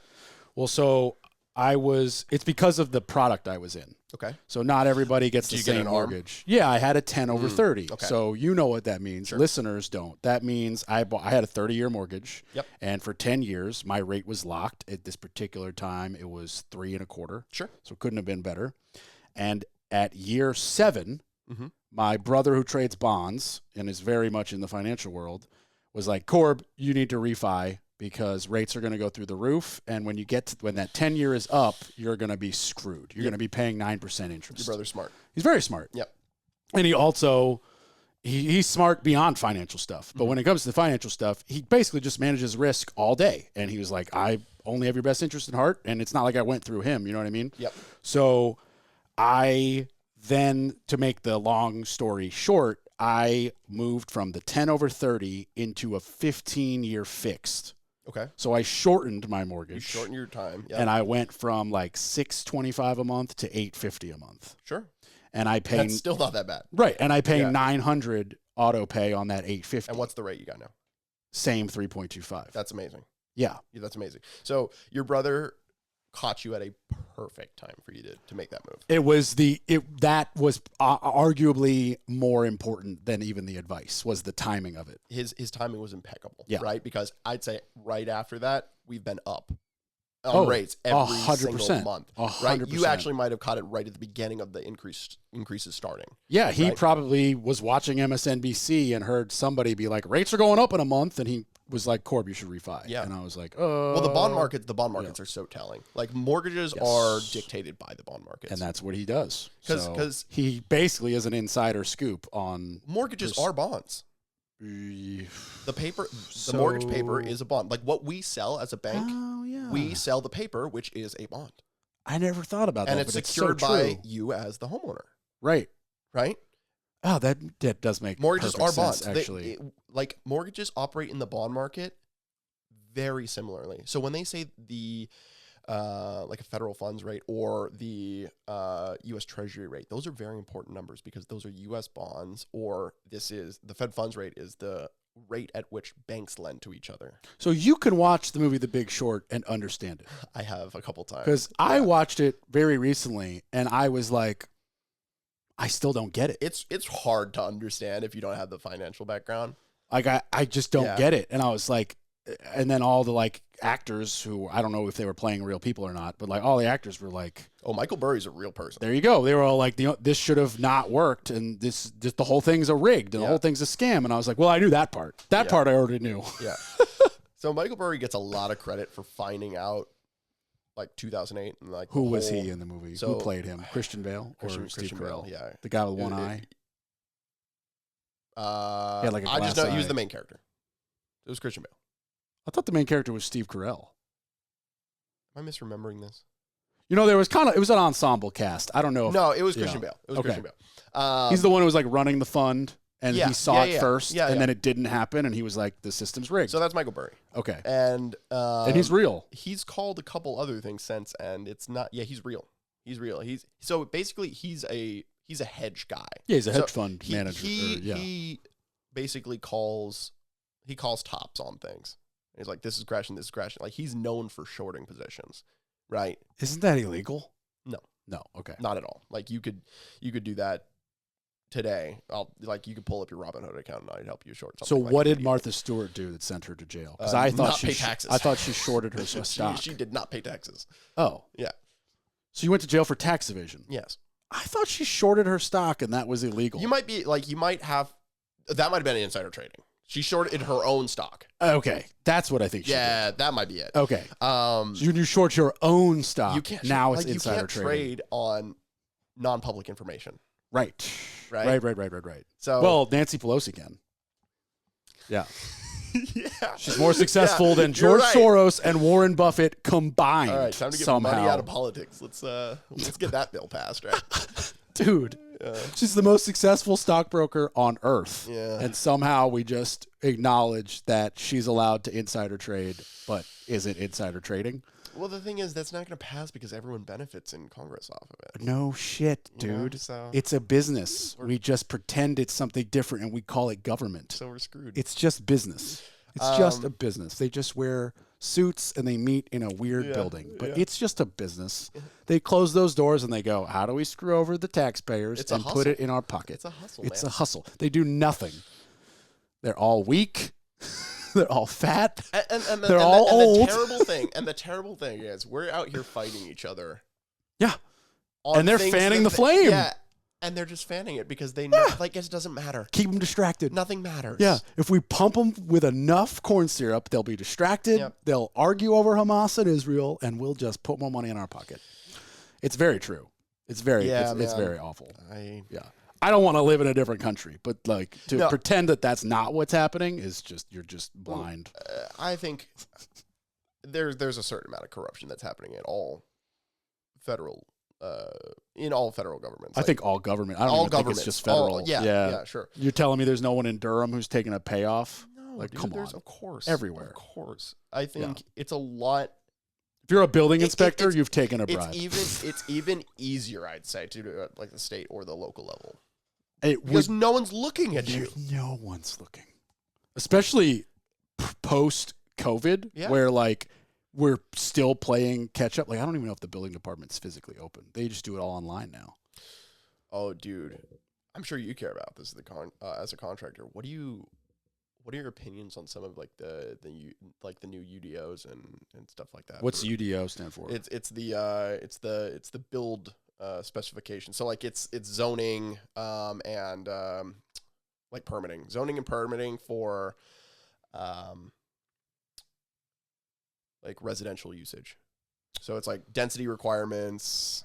So I have not been aware of the insane changes, so I don't really have an opinion on it. So Durham's density, I should bring you out to there's this event. It was literally last night. So next month, remind me. It's at the end of the month on a Wednesday. Better Realty, shout out. Other contractors, so don't want to shout them out. What the heck? But unless they did something terrible. But if they did something great, shout them out. No, they're mostly on the investment side. Like I said, competition happens lower. I'm all about bringing everybody up together. There's plenty of work. I'm not competing with people. I do something different than them. They watch that sort of thing real closely because they work with investors. So it's okay, how do we find alpha in on a street? right? So let's say there's a lot that's just big enough now with the new zoning requirements that you could subdivide that lot, put a new house in between both of the other ones. Whoa. Yeah. So like they're getting a lot of alpha on let's buy that one house, but really the owner doesn't know could be 2 lots. Yeah, we'll demo it and split it. We don't even need to demo it in most we cases. just split it. Build the. Well, sometimes they do demo, right? Yeah. Because they're just like, all right, this could be 4 and it's 1. So I have lots of opinions on that. Sure. My opinions as a human are that's awful. Sure. I hate it, Sure. actually. Yep. I want more land than I currently have. Sure. And I'm on half an acre. As a Durhamite, Sure. I also hate it. Okay. Because there is a moment where you can only park so many cars on one street. That is true, yeah. And if the street's full and we just added 3 more houses, Sure. and you definitely didn't have room for garages based on what you just told me, that just makes it harder for me to park. Sure. So I don't like that. As a builder, mm-hmm. I get it. Opportunity. Like there's an opportunity, and Well, they're not only doing like buy for themselves, though. They are also helping homeowners find that, right? So like ADUs are a big thing. So like creating value on the property, like they've unlocked a lot of value for a lot of their clients just by like knowing those things. The ADU surge Sure. is explosive. It is explosive. If you have enough room far enough from a border, mm-hmm. you should absolutely consider putting up an ADU. And you should make it all handicap accessible. It is really cost intensive just because there's the financing options to do something like that is harder. That part I can't help you with, but you can. I can, right? Yeah. It's you've got to look at doing a renovation loan or something like that. And a lot of the times, like we're just now like Fannie and Freddie, which are like basically the investor bodies that are buying up a lot of like mortgage notes. Right? Yeah. They also give like most of the underwriting guidelines, right? So that's important for us because that like allows us to do what we could or could not do. Right. So they're basically the governing body on what can you do in financing. They are getting easier to work with on ADUs. So I think it was FHA, like they're like FHA, the government sponsored mm-hmm. program. I think they're now allowing income to be counted towards your qualification when you're going to buy a house with an ADU.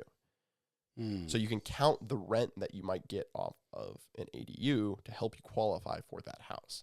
I mean, that should be. Yeah, but it wasn't before. I'm just saying now, I mean, it makes sense because like if you're going to build an entire small house and rent it out for $900 a month, that could be your mortgage. Exactly. But it didn't make sense why you could with a duplex and why you couldn't with an ADU. No, that makes absolutely no sense. Right. So they're starting to fix that now is my point, right?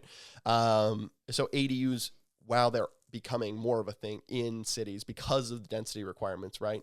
And density requirements are good for a few reasons, right? To just quickly go over, there's a lot of pushback on density requirements, but I think they're ultimately a good thing because they ultimately drive the cost and they drive the cost of owning a home down or renting a home down because there's going to be more things to rent with higher density requirements.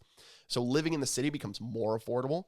And if you're living in the city becoming more affordable, it lets you grow your inner city and have more life in your inner city, right? Which is going to grow more businesses in the inner city and cause more wealth to grow from. Yeah, but there's also there's just so many other benefits. Like if you let's use a couple of examples, right? Okay, so if you have a house and you have a big backyard, sure, and you hate when your mother-in-law comes to stay in the guest room, sure, build an ADU. Sure, for I'm saying why the city's approving it. That's why. Yeah. But for you as the homeowner, ADUs are beneficial for many different ways. Yeah, but then also your mother-in-law leaves and you Airbnb it. Exactly. Or a 4-month travel nurse at an insane rent because they have like a stipend. Yeah. And then also, and a lot of the times you can charge them more rent not because like you're an evil person or whatever, but you're furnishing the house for them. Like, that's true. Like they're going to be there for 4 months. They're not trying to lug their whole life around. You've got to provide them with a furnished rental if you're going to do like a short-term rental, or a mid-term rental like that. Right.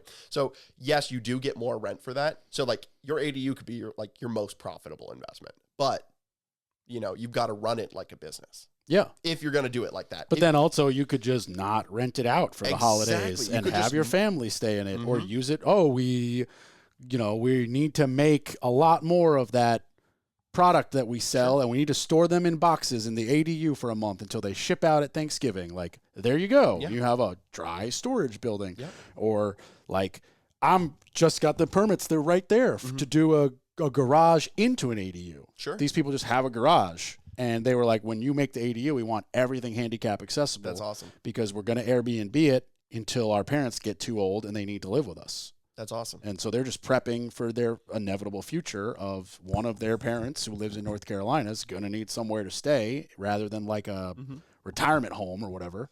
So there's so many benefits. And, let's not forget, if you own a home and you put an ADU in the backyard and then you sell your home, it's a lot more valuable with an ADU. Yeah, it's not like you're losing the funds that you made to build the thing. 100%. Right. Yeah. Because you'll make it back when you sell the house, if not more. Yeah, and a lot of those things it's important that the financing is coming through on this now because that allows a lot of things to be valued higher, right? Because it used to be like only investors cared about ADUs because that's an extra unit I can get from, and I didn't really need that to qualify anyway because they're trying to get such a good deal that it doesn't matter. Yeah. Right? It matters for the homeowner that might sell in the future because if they get another first-time home buyer to buy it instead, that they can use as a home and an investment, right? That's optimally who you want to buy because that's who you're really going to get the value from. And the financing opening up on these things is what's going to allow the new first-time home buyer to buy your property with the ADU and make money from it, right? Which means you get to gain from that value. So I think it just opens more as things. this opens up, right, and expands to more loan programs, I think this is going to be a huge driver of like it's going to be an ADU movement more than it currently is. So do you think that's going to affect new construction and a lot more homes will be built with ADUs? Yeah. I don't know if you're familiar with AG Homes, but yeah, Uriah and them. Alex and Greg. Yeah. So I did trim work for them I don't know, 8 years ago. Sure. They're building most of their new builds have ADUs on them. Right? Yeah. So, and I mean, granted, they're not doing like whole huge developments like that. No, they're like one-off custom guys. Yeah, but they're busy. Yeah, exactly. Yeah. And like their House for the Parade of Homes, if you're familiar. I'm not. Parade of Homes is basically builders get like a good piece of work that they have ready for market, basically. And the Parade of Homes is all these builders put them on display at the same time, and so agents, brokers, other builders come through, take a look at what the product that each builder is offering. So it's kind of just like it's a house show. Gotcha. Their property for the Parade of Homes is they bought one lot in Durham. They split the lot. They put a main house and an ADU on both. It was one house, and now it's 4 units. Right? Did they demo the original house? Yeah, they did. Yeah. So it's clean new build, new parking. It's a pretty big lot too. So when did these rules change about the density of the ADU? I'm not perfectly aware of within a year or 6 months. It was within the past year and a half. Okay, because we definitely we have a lot. We have a lot in Durham. We have a rental house, next to it's another rental house, and then next to it's a blank, just woods. Sure. And I always thought, because we're in the rental business, not the fix and flip business, that I was like, it would probably be way smarter to build a house with an ADU and then rent them separately. Yeah. Because like I would do that. From a permit perspective and like if we sell it 10 years from now, that's a home with an ADU, one sale. But from a rental perspective, we just have a big house for rent and a small house for rent, and we just cut a longer driveway. Yeah, and that's exactly what they do like, with the new builds. To me, it seems like a no-brainer.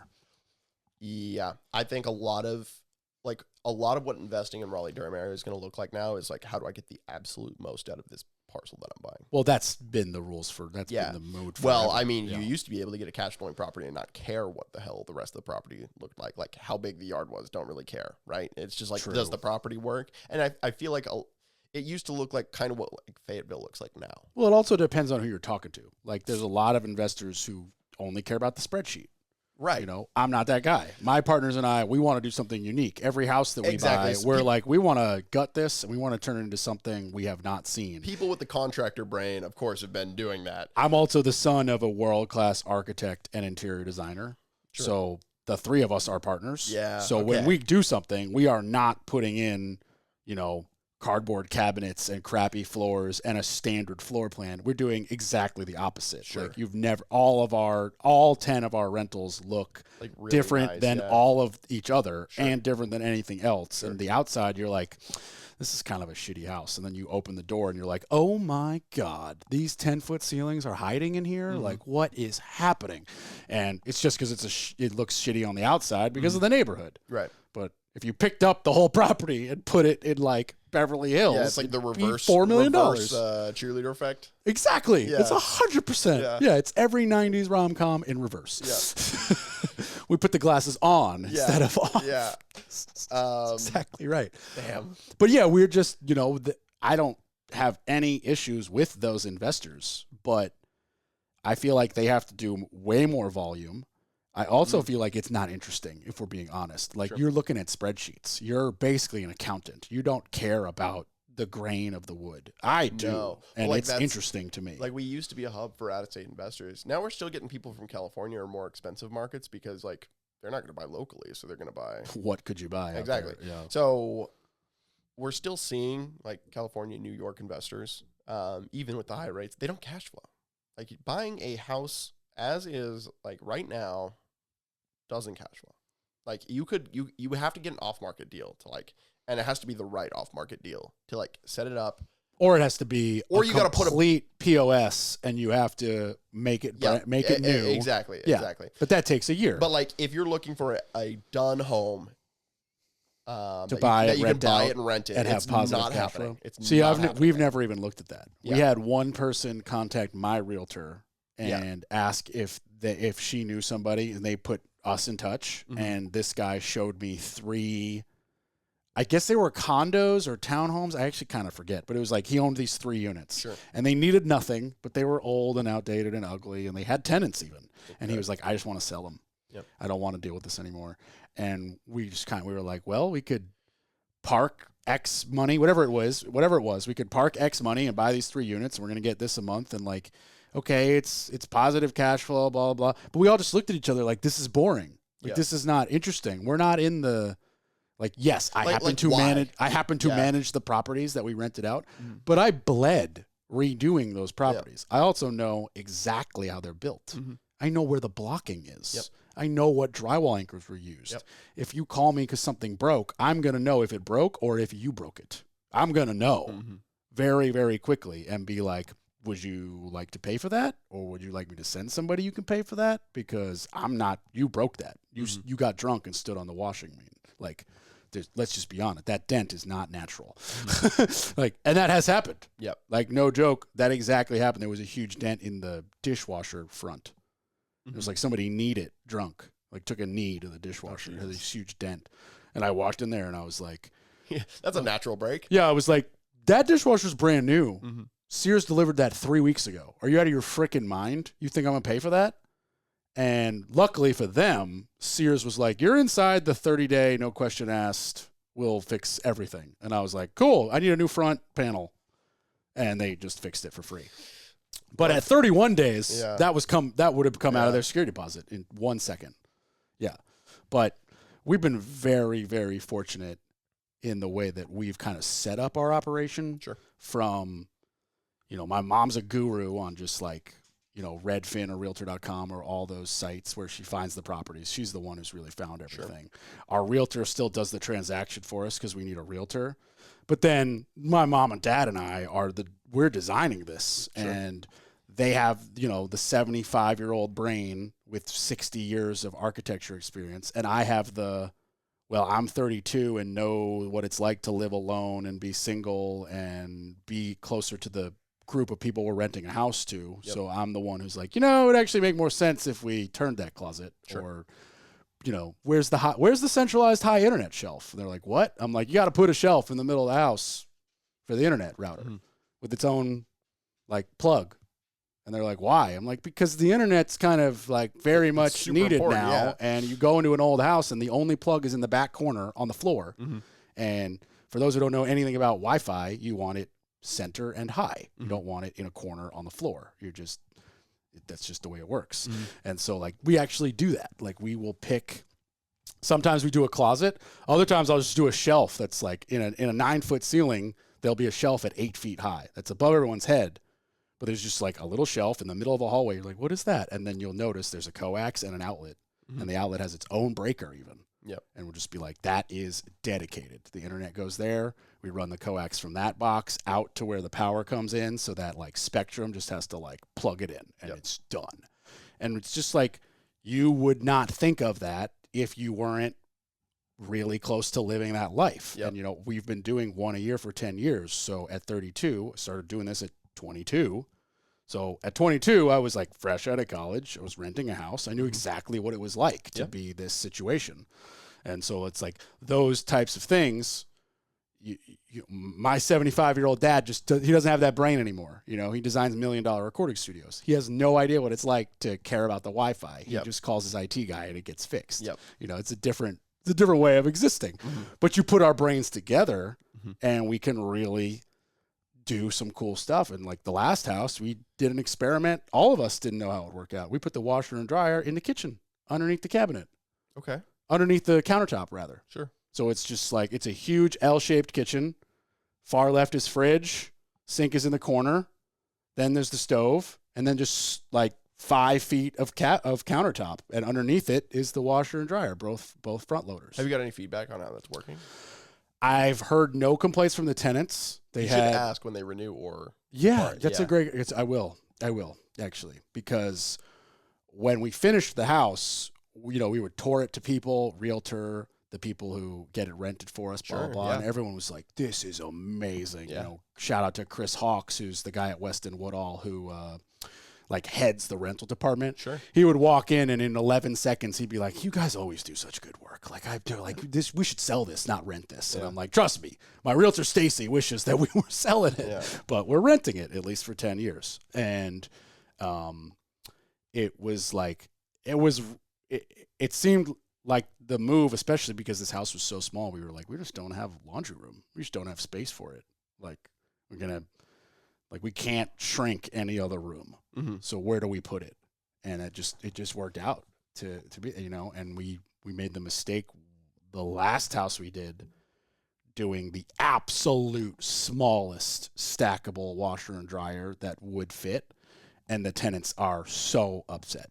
Not like upset like they hate us and they want to move out. In fact, they just renewed, but they both have queen and king beds, and a king quilt does not fit in an apartment size washer and dryer. Right. So they have to like, you know, I think they literally bought like an extra blanket each, and then they'll take like all of them to the washing mat, dry cleaner or whatever, something like that, and they can do like their regular clothes in like more loads. And I'm like, I get it. I have a regular size one, but it's still like, if it was 30% smaller, that would kind of suck. Sure. So we didn't change it for them. They were already there, but we learned from it for the next house. Right. So it's a never-ending process, but we have such drastically different perspectives. Sure. So when you put them all together, you really do, in our opinion, we get a great product. Yeah.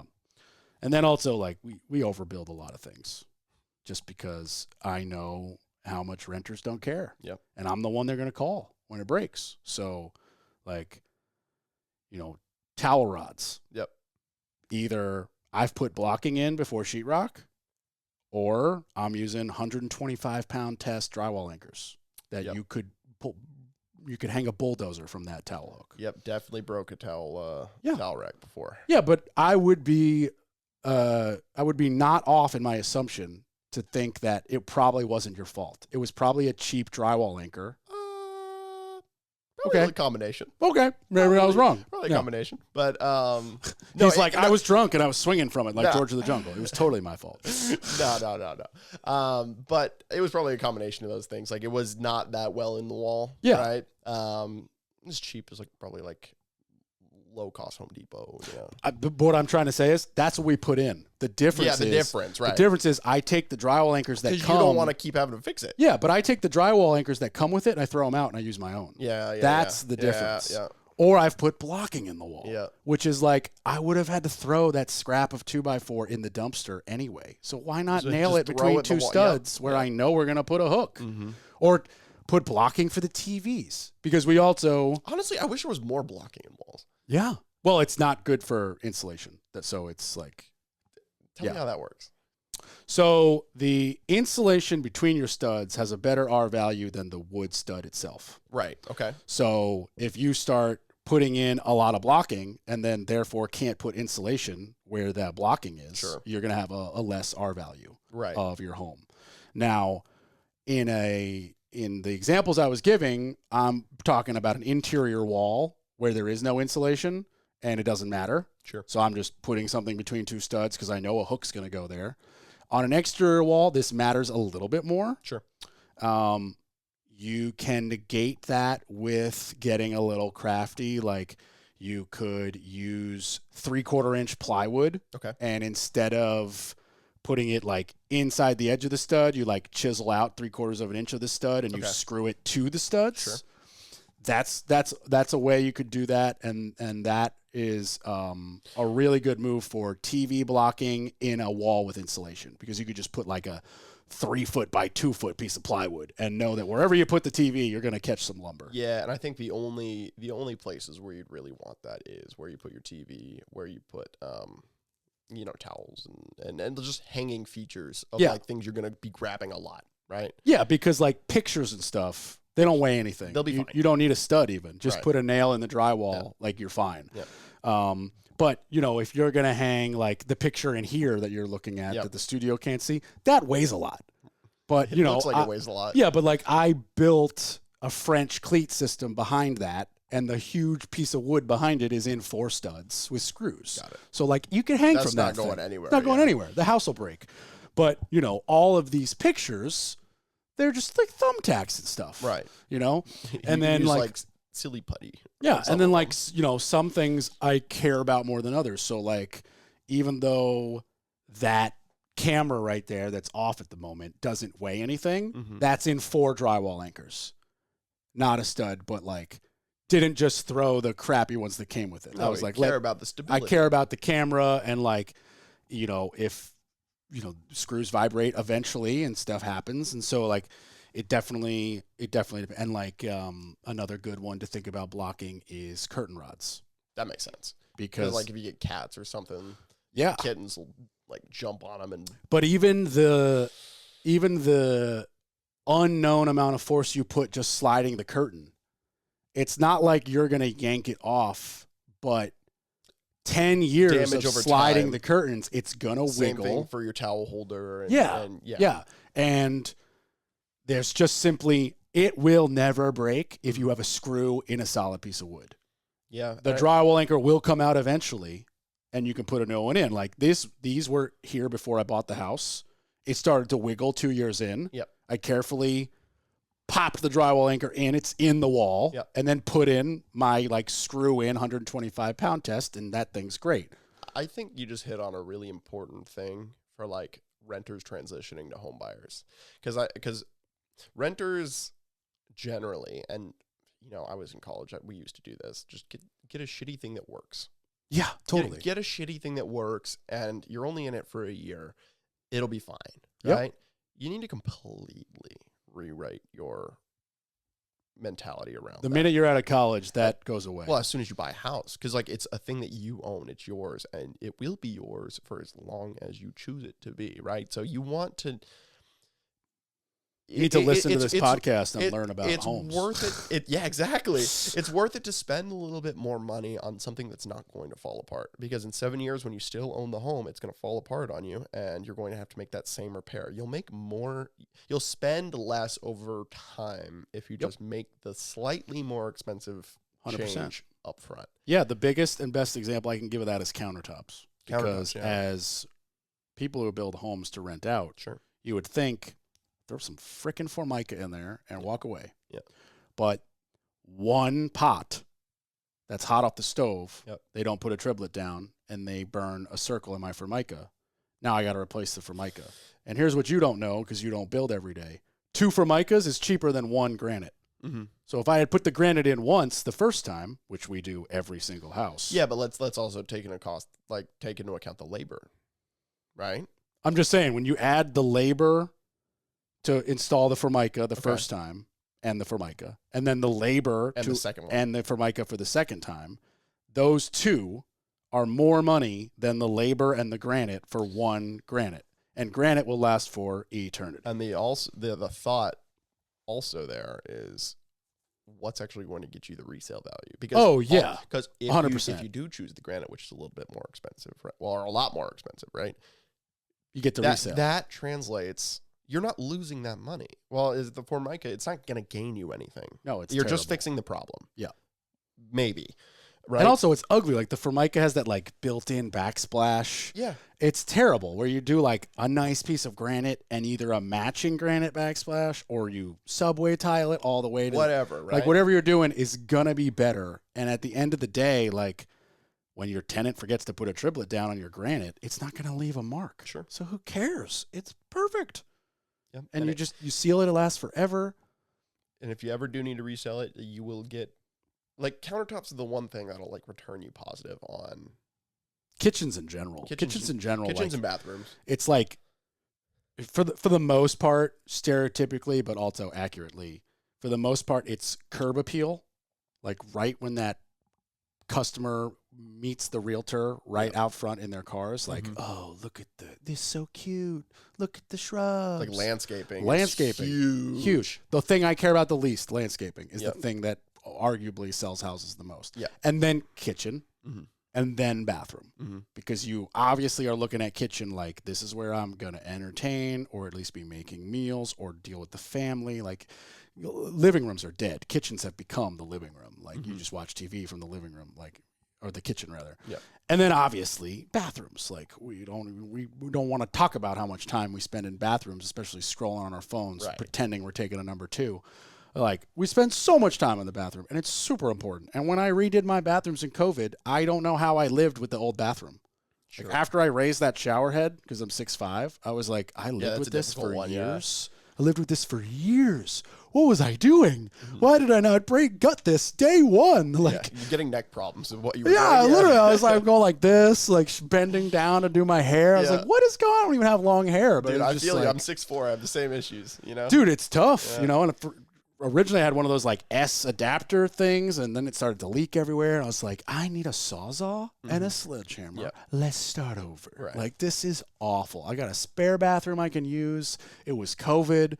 My friend who works at Tesla was closed, so she was hanging out. She's like, let's do it. I'll help. I was like, okay, we've agreed now. Let's go buy tile. Let's go to Best Tile. Yeah. And it happened. She's also a notary, so she like notary stamped the pan. Yeah. It's now covered in tile. Oh, that's sick. So like if somebody ever demos it again, there'll be one random notary from her. So she gotta leave your mark. She'll leave her mark. Yeah, exactly. That's her mark. It's kind of funny. My grandfather used to have like a contracting company, and he's just like, the amount of beers that we would just leave don't tell anybody. Yeah. I'm the one who goes and picks them up. Yeah, exactly. Yeah, I'm the one who like literally will scream at my plumber and be like, I don't want you even drinking on my site. Yeah. But I'm not going to stop you, but you got to throw those bottles away. Right. And he'll be like, okay, we'll bring the case. We'll throw the case out. I was like, there's a dumpster. I bought you a dumpster. Just throw the beers in the dumpster. Right. I don't care. I don't want to watch you drink. I won't report you. I don't give a shit. You're driving home drunk. I don't care. Dumpster. Yeah. Dumpster. Yeah. As well as the empty pipe glue. Dumpster. Like the amount of stuff that I have cleared out of a crawl space for my tradesmen. And dude, it's ridiculous. Yeah, and I it's like every single house I get to the point I'm like, if I have to go in there and clean it out, I'm gonna back charge you. I was like, do you want to pay me $65 an hour to clean up your garbage, or do you want to put it in the dumpster I supplied you? Because I'm just gonna subtract it from your final check if you don't. And like every house I have this argument with my plumbers. Yeah, every single house.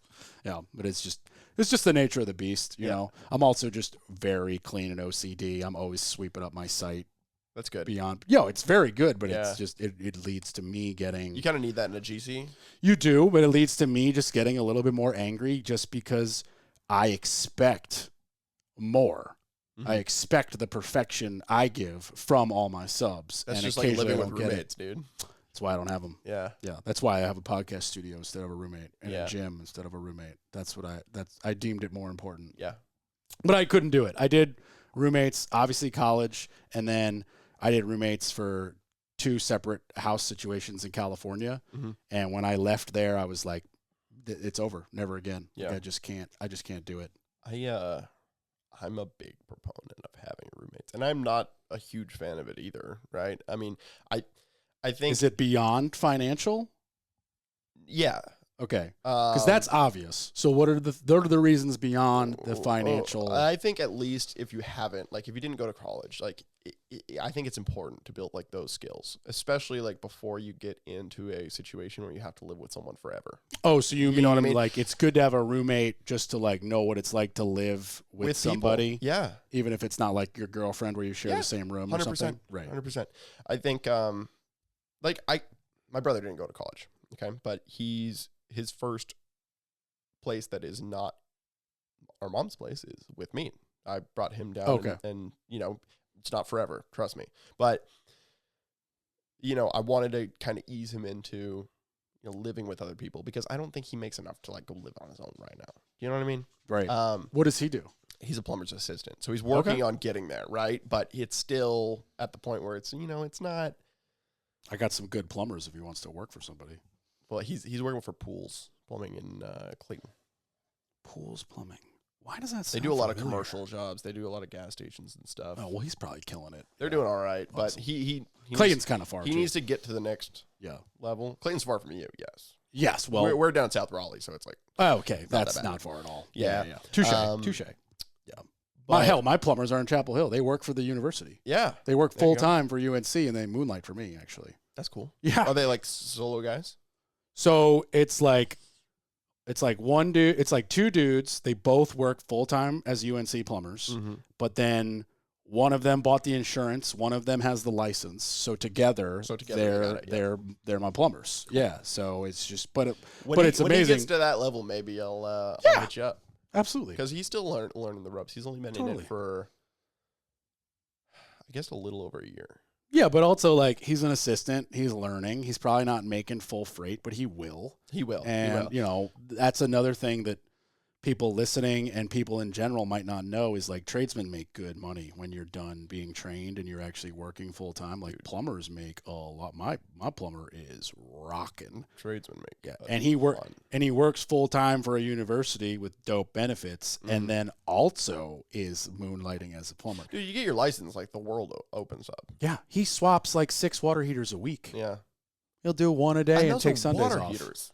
Yeah, it's just the water heater. Yeah, and you're making money. Oh, he makes so much money. Sometimes he even calls me. He's like, "I'll give you $300 to be an extra set of hands." I'm like, because you do need 2 people for the. Yeah, they're heavy. Yeah, especially the old one boys. coming out. It's full of sediment because nobody listens to my show and nobody drains their water heater every year. Right. Yeah. Drain your water heater yearly. Yeah, luckily I live it cost a garden hose. Yep. That's what it cost. FYI, like you hook up a garden hose to the spigot in your water heater and you just drain it. You can reuse the same hose too.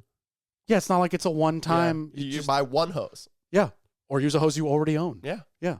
You have a hose anyway. You own a house. You should. Yeah. Yeah. You should have a hose. Yeah. You should also just learn about the insanely expensive box that you bought and live in and is arguably the most important thing you're going to purchase. So listen to this podcast. Yeah. So learn about it. Yeah. The people listening probably don't need to be told to listen. True. We'll use this as an Instagram cut, though. Well, I get Instagram reel. Yeah. Yeah. There you go. Yeah. We just made a reel. Perfect. Love it. I gotta call my my web guy or my social media guy. Call Kaylee. No. Yeah. Kaylee's too much for me. I know. Man. She's killing it, dude. If she could give me a discount or work out some sort of barter, I would hire her yesterday. But she's killing it. Yeah. But. So, okay. So, in the realm of you being a mortgage lender, sure, but arguably not allowed to give advice to the masses. I am allowed to give advice to the masses, but I don't think I should. Do you know what I mean? Okay. Well, so why don't you think you should? So there's no one size fits all. That's very true. Right. Yeah, that's a good point. That's like if you come to me and I can see your situation, I can give you tailored advice. Like not everybody should own a home right now, right? I'm not going to be the lender that's like, you've got to buy a home, right? Because I know lenders like that who think that there's never a bad time. It's 90% of the field on both the realtor and the lender side. It is a thing. There is a bad time to buy a home. Yeah. There is not a macro bad time to buy a home. I'll say that. The situation in which the market is in should not determine whether it's a good or bad time to buy a home for you. I like this perspective. You're the first person I've heard give that perspective, because at the end of the day, if somebody doesn't get a mortgage from you, you don't get the commission. Yeah, So I don't care about that. Right, but I'm trying to say that most, like you said, 90% are like, I'm about that paper. Let me write as many mortgages as I can today. If I'm a realtor, let me do as many transactions as I can today. Don't get me wrong, I'm trying to grow my business. So right, capitalism, sure. But I respect the fact that you're just like, if you meet with me and it's clearly the wrong time, I'll tell you to come back in 6 months after you do these 5 things that will help you get to the right time. Yeah, and I meet a lot of people with very subpar credit, right?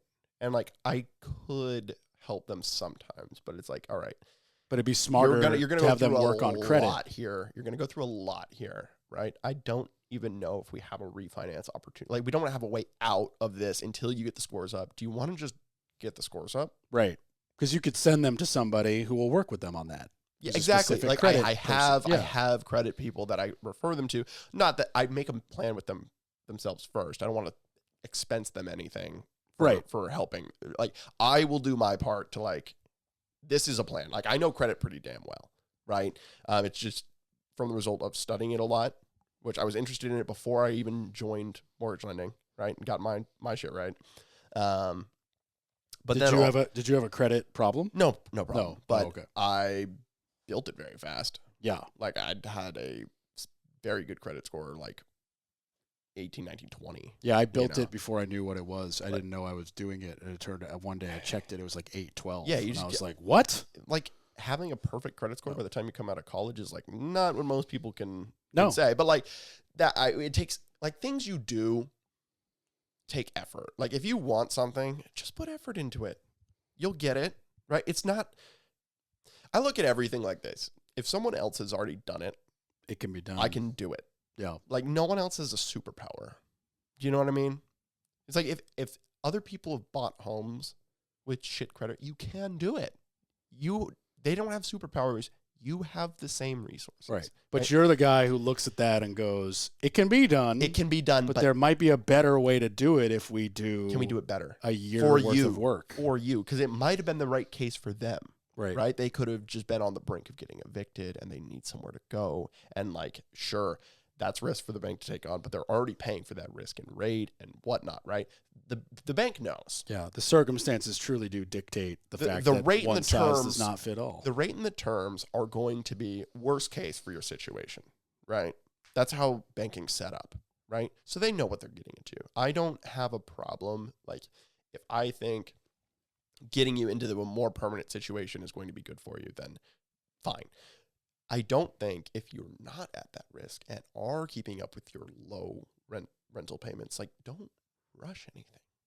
Build a savings account. Build your credit up. Yeah, life is a long-term game. Life is a long game. Like I will say, Instagram has messed up the amount of ways that people have thought they need to fast forward life timelines, because you see let's be very clear, you see a fake picture on Instagram. Mm-hmm. If they turned the camera, there's 6,000 people also at that beach that you think is private. Yeah. Let's be very clear. Yeah. Like none of it's real. I get fooled. I'm sure you do. We all do. But when we sit down and have a real conversation like humans, we acknowledge there's nothing real there. It's all fake. But it has drastically affected how people are deeming a lack of a certain checkpoint. And the checkpoint could be anything. Perspectives change what your checkpoint might be, whether it's a house, a car, a relationship, a marriage, a child. Sure. People have these checkpoints that they want to get to at whatever point in their life. What I'm saying is Instagram has shrunk that all down, and people are like, I need all those checkpoints by 19. And it's like, whoa. Yeah. 1, no, you don't. Yeah. 2, who told you that? And 3, that's not possible. So why don't we take a step back into reality off of Instagram and actually look at what you need, what's actually attainable, and then the ways to attain it.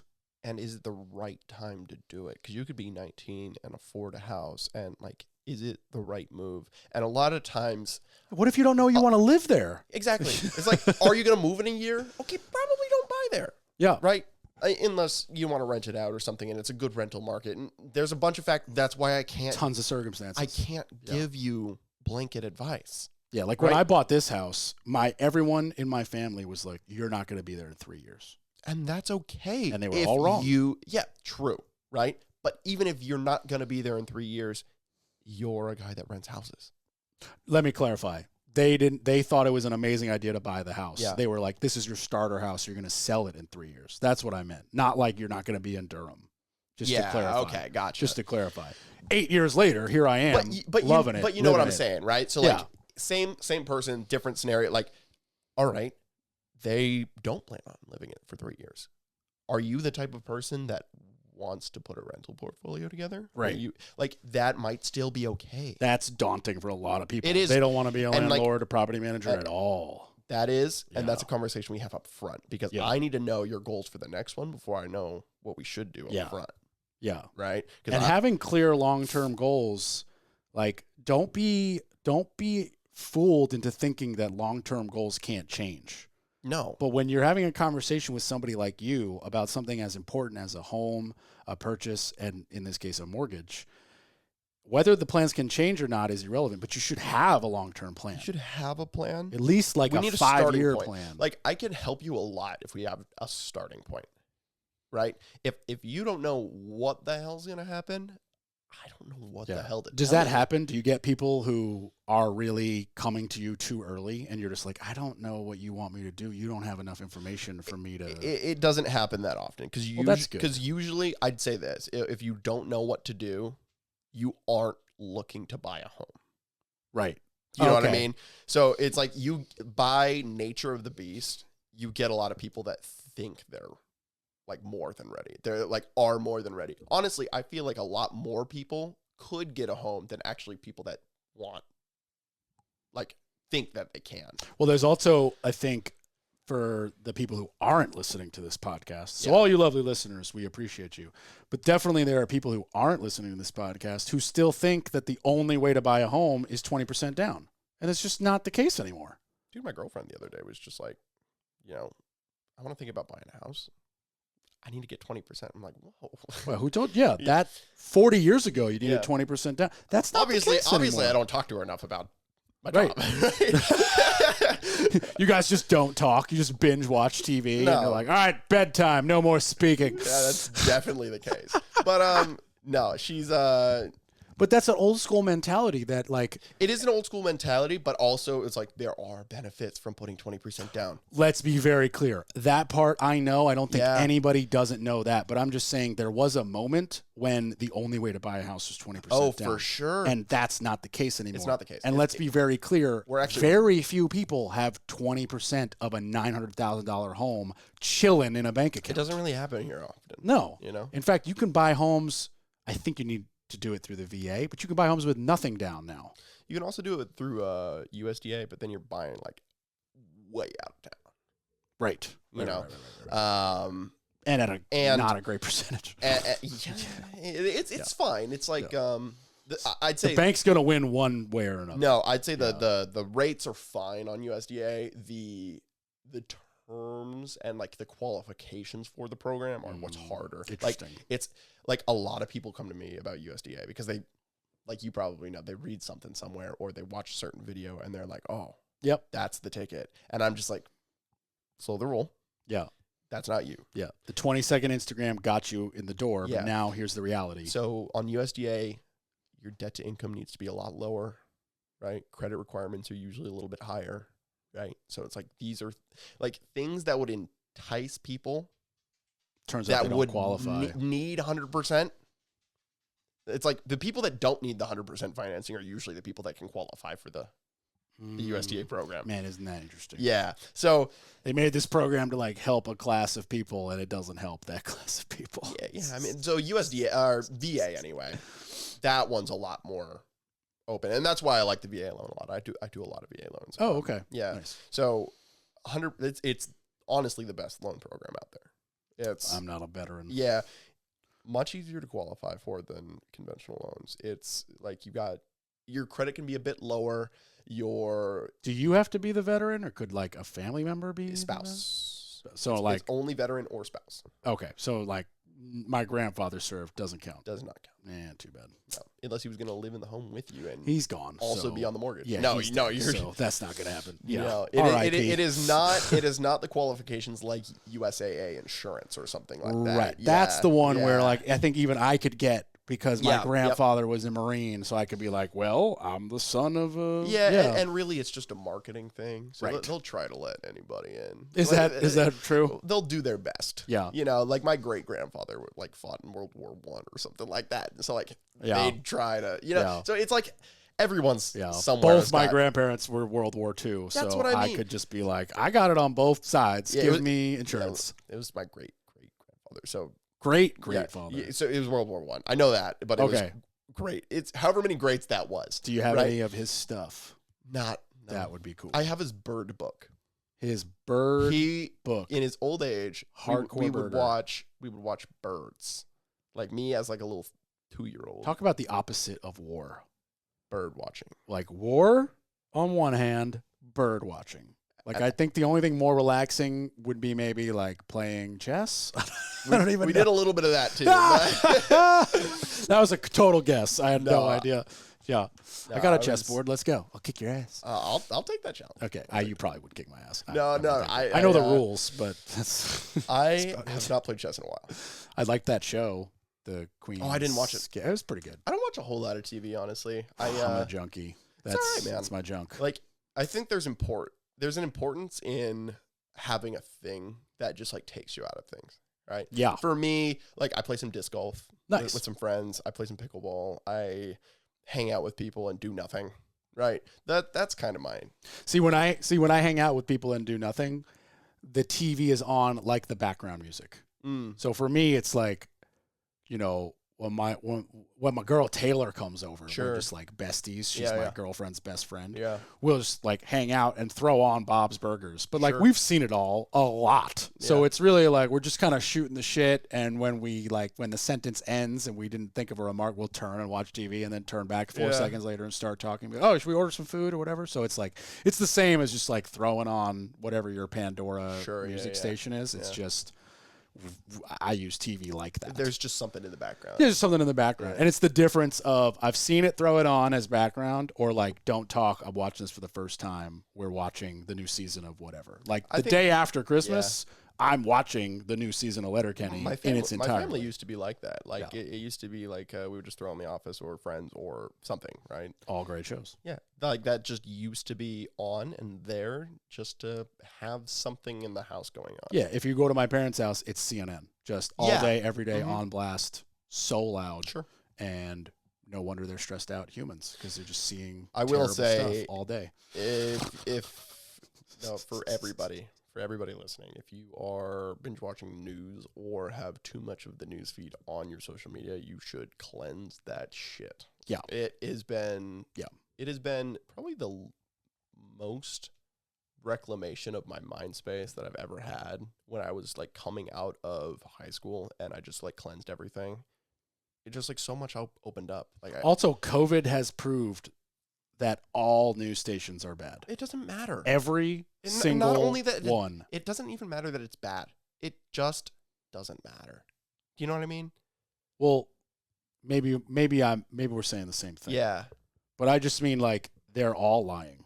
Yeah. They're all full of crap. But even if they were telling the truth. They all report to a board of directors that has a financial backing. Even if they were telling the truth, does it affect your life?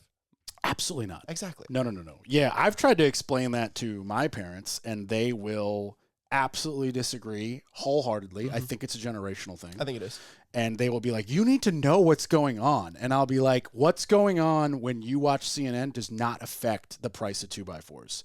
And even if it did affect the price of 2x4s, I still have to go buy the 2x4 and build the house. Yeah. I don't care what's going on in Ukraine. Let's be clear. I don't want Ukrainians or anybody to be like killed by the Russian army or whatever the hell is going on over there. Sure. But we don't directly vote. I got we don't stuff directly vote in my to life. send Yeah. We don't directly vote to send tax dollars over there. Hell We don't no. directly vote on anything. I think if you vote in the 4-year presidential election and you vote in your local elections and you are informed enough to do that, you don't really need to have your head in politics or anything.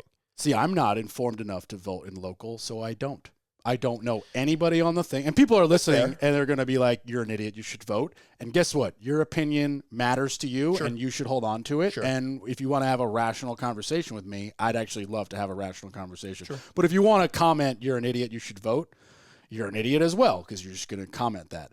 But, I vote in the presidential election. You're an idiot because you think you're going to change his mind by commenting on his... That's also very true. That's what it is. But if you want to have like a rational conversation, sure. But here's the thing. I don't have the time, and I don't have the mental capacity, and I don't have the mental want to research all of the local city council people and pick one. Mm-hmm.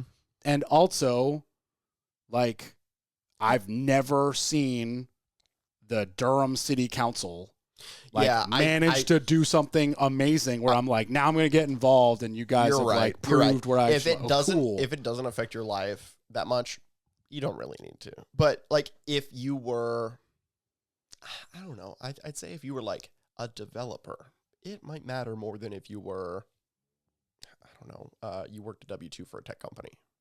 Or if you were a teacher, it would make more difference than if you worked W-2 as a plumber. Like, you need to know the policy that goes into effect that affects your profession. Yes. But whether it was done by a Republican jerk or a Democratic jerk does not matter. On the local level. And none of those, no, I'm talking about the presidential level. Oh, that too. They don't run anything. The same 8 people who run the biggest conglomerations run the country. They don't change every 4 years. I think your local elections matter more than your presidential elections.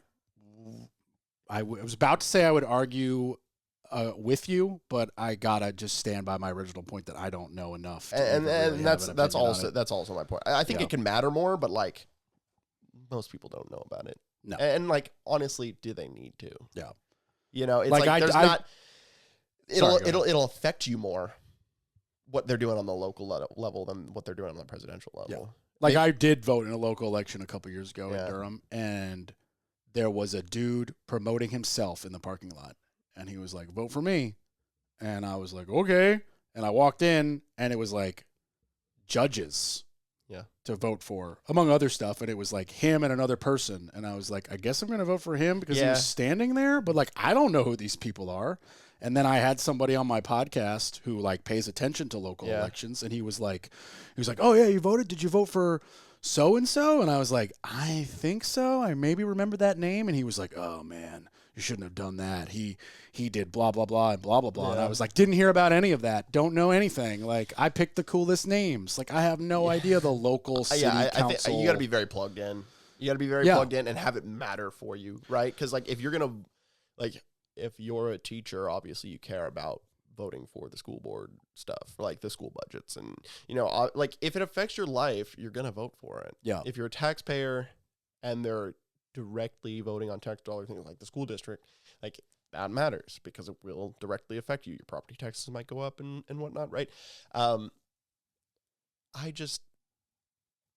My whole point is none of it's that important. No, I don't think it's. My side point is if you're gonna be gung-ho about something, you should go towards the local side. Like, it doesn't really matter. Also, be careful about being a social justice person and tweeting it on your iPhone, which was literally the battery was mined by child slaves from the Congo.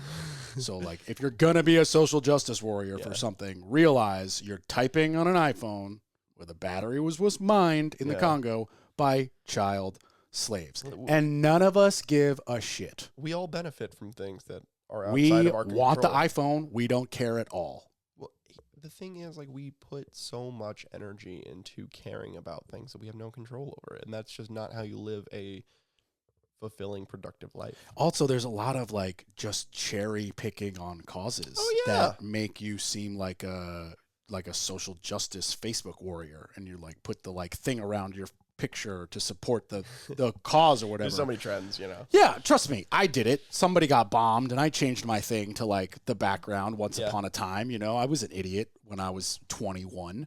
But yeah, you realize that like putting a banner up or something isn't really helping anybody. It's just like you care about what you're perceived as. Right. That's what you really care about. You know, let's be honest. Yeah, but if you could rise above caring about how you're perceived on social media, you will have a clearer like mind, which I think is what you were kind of saying in the beginning about just like purging that. Well, if you purge it completely, you won't. Honestly, I think healthiest thing I've seen for a lot of people is just like get rid of the apps. But I can't recommend that because different situations like you need to be on. Like Kaylee can't purge the apps. You know what I mean? For sure. I'm trying to get so in tune with my social media person that I can. That's like my that goal, you can get rid of it. That I can. And I'll be like, I will give you $300 a month. That's the goal. You do it. That's and I delete this from my phone. Because I did delete I deleted 2 apps. I don't want to name apps, but when I deleted specifically these 2 apps, I did notice that I was checking my phone physically the same amount of time, but I was running out of stuff to check on the phone. I was like, okay, I checked this, I checked that, I checked this. Oh, I just checked that for the second time. Oh, I would normally be scrolling through. In this case, it was Reddit. Yeah. And I was like, man, I'm really glad I deleted that because nothing that I was seeing on that was healthy. In fact, I don't want to get into specifics, but some stuff I was seeing was like really messing with me mentally. Yeah, Reddit's got some raunchy stuff on there.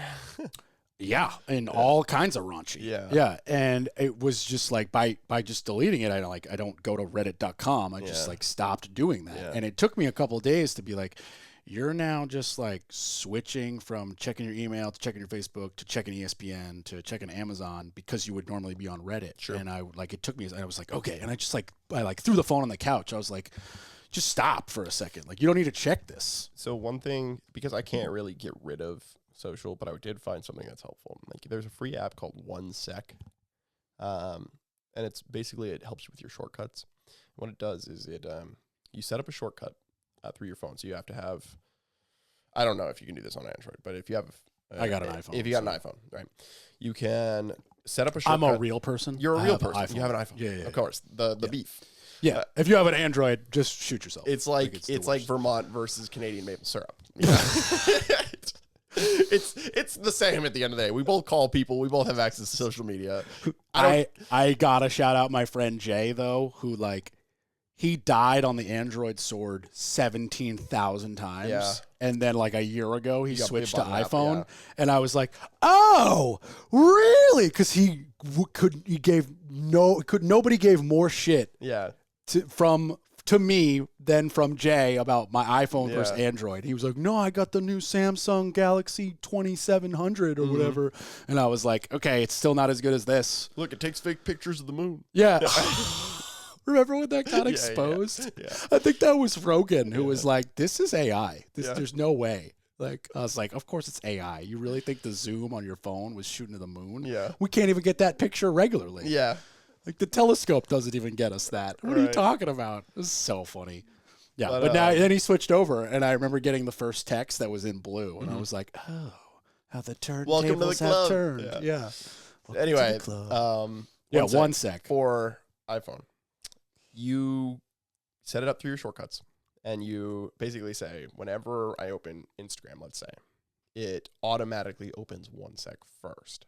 So 1 Sec, what they do is it has you do, the free version is just like, you got to do a 1 second, it's more than 1 second, it's like 5 seconds of a breathing exercise. It just goes, the screen goes literally up and down. And then at the end of it, it's just like, do you still want to open Instagram? And that's it. I need this immediately. That is all the app does. And that has reduced my screen time.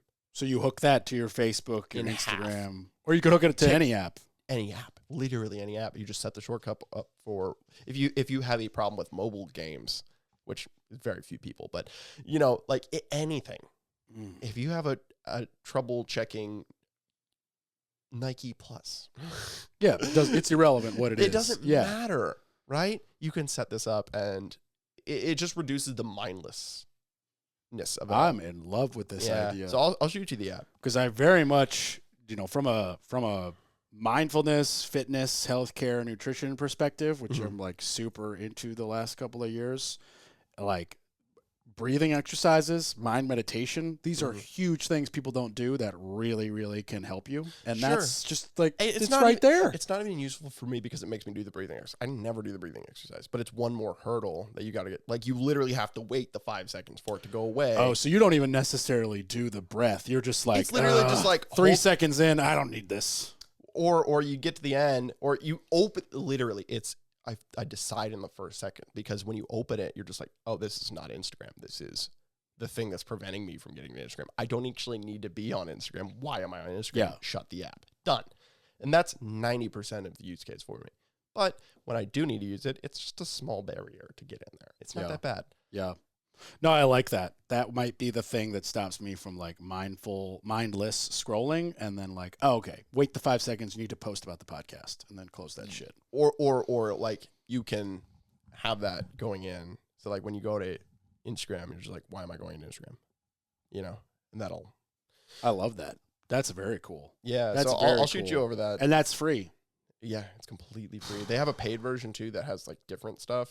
They're also, it goes up and down in a different color for $5.99 a month. No, you can change it to pink. Like, it's like some, like you got games or something that does in between, like mindful. Yeah, just what we need. More games. It's what it's other ways of blocking the app. You don't need the paid version, but you don't need the paid version of anything, man. I use Linktree. They send me an email every 4 days. Linktree's sick. I love it, but I don't pay for it. Is my point. Yeah, my website is just Linktree. What, you get like 6 free links or something on the tree? I think it's more. Is it more? Yeah, because I've got Facebook, Instagram, YouTube, Google, a link to Blink in case you want to just add my contact real quick.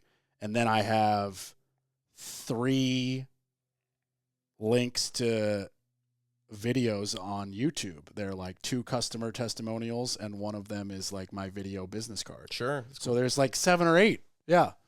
And there's no limit to how many times I can send it to people. I've sent it hundreds of times. Yeah. Every time I go to a networking event, I get a new card. I'm like, hey, it was Corbett. Nice to meet you. And I send them my Blink. I send them my Linktree. I'm like, I did it to you. Yeah. Yeah. So it's just like, I don't know how the website business is still in existence with Linktree, but some people want a website. Some people want to be like, I'm John at, john.com or whatever. Well, I've been looking at a social media plan because I've been terrible with my social media. Like, why don't you hire Kaylee? She's out of my price range too, man. There you go. I got someone in your price range. Yeah, all right. I might hit you up for that. I got you. But what was I saying? So I've been terrible about websites, about my social media. Yeah. And I'm coming up with my plan for next year, and I don't think just randomly posting things is going to be for me, right? I'm not the type of person that just always has their phone out and is recording. Like, that's not me. Right? It's not me either. What I had to do was I had to make a conscious effort to take a lot of job site photos, airdrop them to my computer, and then put them in folders, and then send the whole folder on WeTransfer because it was massive. Yeah. And be like, here's everything. Yeah. You're smarter than me. Pick the best stuff. And here's podcast recordings, pick the best clips. Sure. And I don't care which ones. And if you want like personal pictures of like me on vacation, tell me. Because if we want to like tell people about more, because I'm not like, like if you work for Merrill Lynch, no one cares who you are. Do the job for Merrill Lynch. Sure. But like I'm a one-off general contractor. You might want to know what Corbett's about, like morally and personally. Yeah. So it's like a little bit more expected that I like show a picture of my dog and show a picture of me kayaking or whatever. And so that's how I had to do it, because I see the people who are like doing a live video every time they go to a networking event, and I'm like, I don't have any issue with you, but there's no way that I could do it. No way. Yeah. No way. We're the same on that. I think Now, I don't know if this plan is going to work, but this is what I've kind of set up for myself. And I think this is something that I can do. Like, what I'm going to do is I'm going to do a blog because I think I can write on a topic. Like, I have a hard time organizing my ideas, and writing is like kind of a way to flesh things out for me, right? So I think I can write like a short blog article, like a little one-pager or something like that, once a week, right? And then what I would do with that, I'd post it on a website, which is why I was talking about the website in the first place, right? But from that, I'm able to take from, like, kind of like what you're doing with the podcast. It's just like take a piece that's interesting and make a LinkedIn clip about it, or make a Instagram reel about it, or make a Facebook post about it. I think you should take this to the next level because blogs have died. And what I think you should do is YouTube videos. Yeah, instead of writing out a blog, you should write out and then use that as a script for a YouTube video. That's what I mean. Okay. That's exactly what I mean. Yeah, because then it's so much easier to take a long YouTube video and chop a clip out of it. You don't have to do any more work. Just take 2 minute to 2 minute and 12. But I'm terrible at script writing. But if I'm not writing a script, I'm just fleshing out my ideas. I could talk at you on YouTube and just say my opinions now that they're flashed out. Trust me, I've been conversating with you for however long this is going. You could do this very easily. You just write your bullet points. It might not even be a script. Write 15 bullet points and be like, hey, world, stare at the camera. You know, today we're going to talk about this. I've got 20 bullet points that'll help you. And you could just run them down. And the thing is, it would help me do it because the hard part for me is, all right, I'm going to turn the camera on. I don't know what to say. Right. But if I've already first, flushed out what I'm going to say, it doesn't, like, I have the topic that's going to go to all my social media for the whole week. And I'm going to do the same thing next week. And that'll keep the consistency as long as I'm able to keep the blog going, right? Yeah. And I think it's just pushing the effort to do the first thing. Because if you do the first thing, everything becomes easier. Well, some people need that. Like, I'm blessed to not need that. Like, we just turned these mics on and started talking. Like, we didn't prep. I've never prepped with any of these. Sure. It's like, I think that's the way to do it too. Well, I personally feel that it's the way to do it. It takes but I also have that ability. Like, I understand that not everybody, like, I've asked people to be guests and they're just like, no, I don't want a freeform. Like, if you want to talk about 12 things and send me points and blah, blah, and I'm like, I'm not interested in doing that. Like, I want to have a conversation. We can talk about those 12 points. Sure. But if we go on a maple syrup tangent, I want to let it happen. Because it's funny and it's a real conversation. You know, like, that's the difference between the fake conversation on the Colbert nightly show, whatever it is. Scripted. That's not a real conversation. Yeah. That publicist and his publicist and even Colbert and the guest, it's a choreographed dance. Mm-hmm. It's like a fight scene in a Bourne movie. Yeah. It's incredible, but it's choreographed. Bourne didn't get hit. Mm-hmm. It's a fake hit. And he lunged backwards, and it's so well done, and the camera angle's right. It's exactly the same thing when you watch The Daily Show, or pick one of those Conan. Yeah, you know, he brings out somebody. It's a scripted conversation that looks like a conversation. Yep. This is the opposite. This is a legitimate human conversation, and I happen to be boring 18 subscribers who are like, dude, wrap this up. Yeah. But I don't want to because we're doing whatever the hell we want. Right. But I think the power comes in not caring about what. Well, yeah, but that's back to the FU money that I hope I get one day. Yeah. But I have that mindset now where it's like, I don't even care if the money's not here yet. I want to do it my way, and there's 1,000 other podcasts you can listen to if you don't like mine. Yeah. If you don't like this way, listen to the one you like, you know? My girlfriend only listens to this because she's my girlfriend. She doesn't like this. Right. She listens to it because she's a very supportive girlfriend, but she likes wine and crime. Mm-hmm. She listens to true crime all day. Yep. That's her thing. Mm-hmm. This is not her thing. This is not true crime. This is not true crime at all. I don't know anything about true crime. We could make it true crime. We could make it true crime, I guess. I don't know how we do it, but I mean, we could. I don't know anything about true crime. I love CSI. Yeah. But to me, it's like true crime shouldn't happen because DNA's everywhere and we could just catch everybody. But obviously that's incorrect. Yeah, yeah. But like, you know, so you know, you might not have the gift to turn on the camera and just start talking. Yeah. But you already know that about yourself, which is half the battle. Yeah. So you could spend an hour writing it out, flushing it out, getting it perfect, and then be like, okay, now I'm confident to turn that camera on because I've got gold in front of me. Yeah. And once I get it into the camera, you could then give that to a social media person and let them take over the. You could be like, I want that. I want a link everywhere. I want you to chop it up for reels for the next 2 weeks. Yeah. And then I'm going to do this again in a week and a half and send it to you so that you can start like you could put that on autopilot pretty quickly if you had the content and of course the willpower to keep it going. And the content, like having the content first is like the part that I'm trying to solve. It's like that's what I was worried about when I started this, because I was gonna put I think I was gonna put out one a week. Yeah. And my brother was like, you should put out one a month because you're gonna run out of content. Well, not like this. And I was like, okay, maybe he's right. And then I just started, and what I did was I just started recording, and I didn't put them out. I just started recording. I started getting guests. That's super recording, smart. and boom. And then next thing you know, I had 8 episodes. And I was like, if I do this once a month, that's 8 months. I was like, that's no. So I was like, let me do it once a week. Just drop it on Fridays. Now it's Thursdays, whatever. And it just rolled. And, here we are recording. What is this? Episode 88 we're recording right now. And the episode 66, I believe, is live. So I've got, 20 plus in the bank. Yeah. If I want to take a vacation, upload them, set them for the date, put a calendar reminder to do the one Instagram post with the picture of the guest, and I could go away for 2 weeks and keep this rolling. So, That's how to do it. As I said before we started recording, I'm going to do it while this is fun. When it's not fun, I'll probably stop doing it. Yeah. But right now it's a lot of fun, and I'm going to keep riding. Keep killing it, man. Keep riding it. Yeah.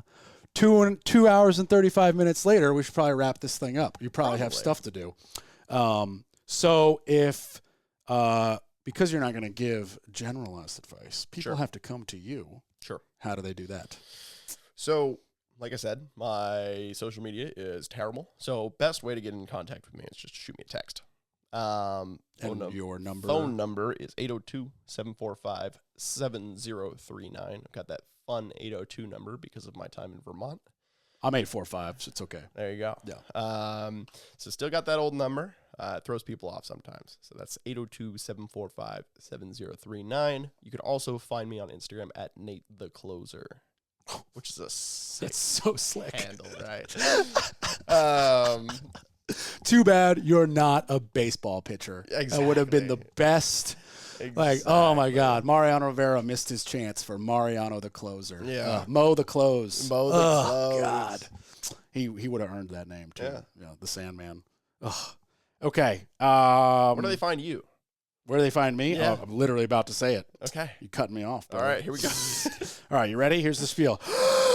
Okay, and as always, the Orange Hammer Podcast is on Instagram, Spotify, Facebook. Look up CRS Contracting, Corbett Storick, or the Orange Hammer Podcast. You'll find us everywhere. You're listening on Spotify. Give me a like, a subscribe. Also, I found out recently 5-star reviews help people who don't know about this podcast find it. So if you wouldn't mind throwing one of those on Apple Podcasts, that would really help. Check out the YouTube page if you don't like any of those apps.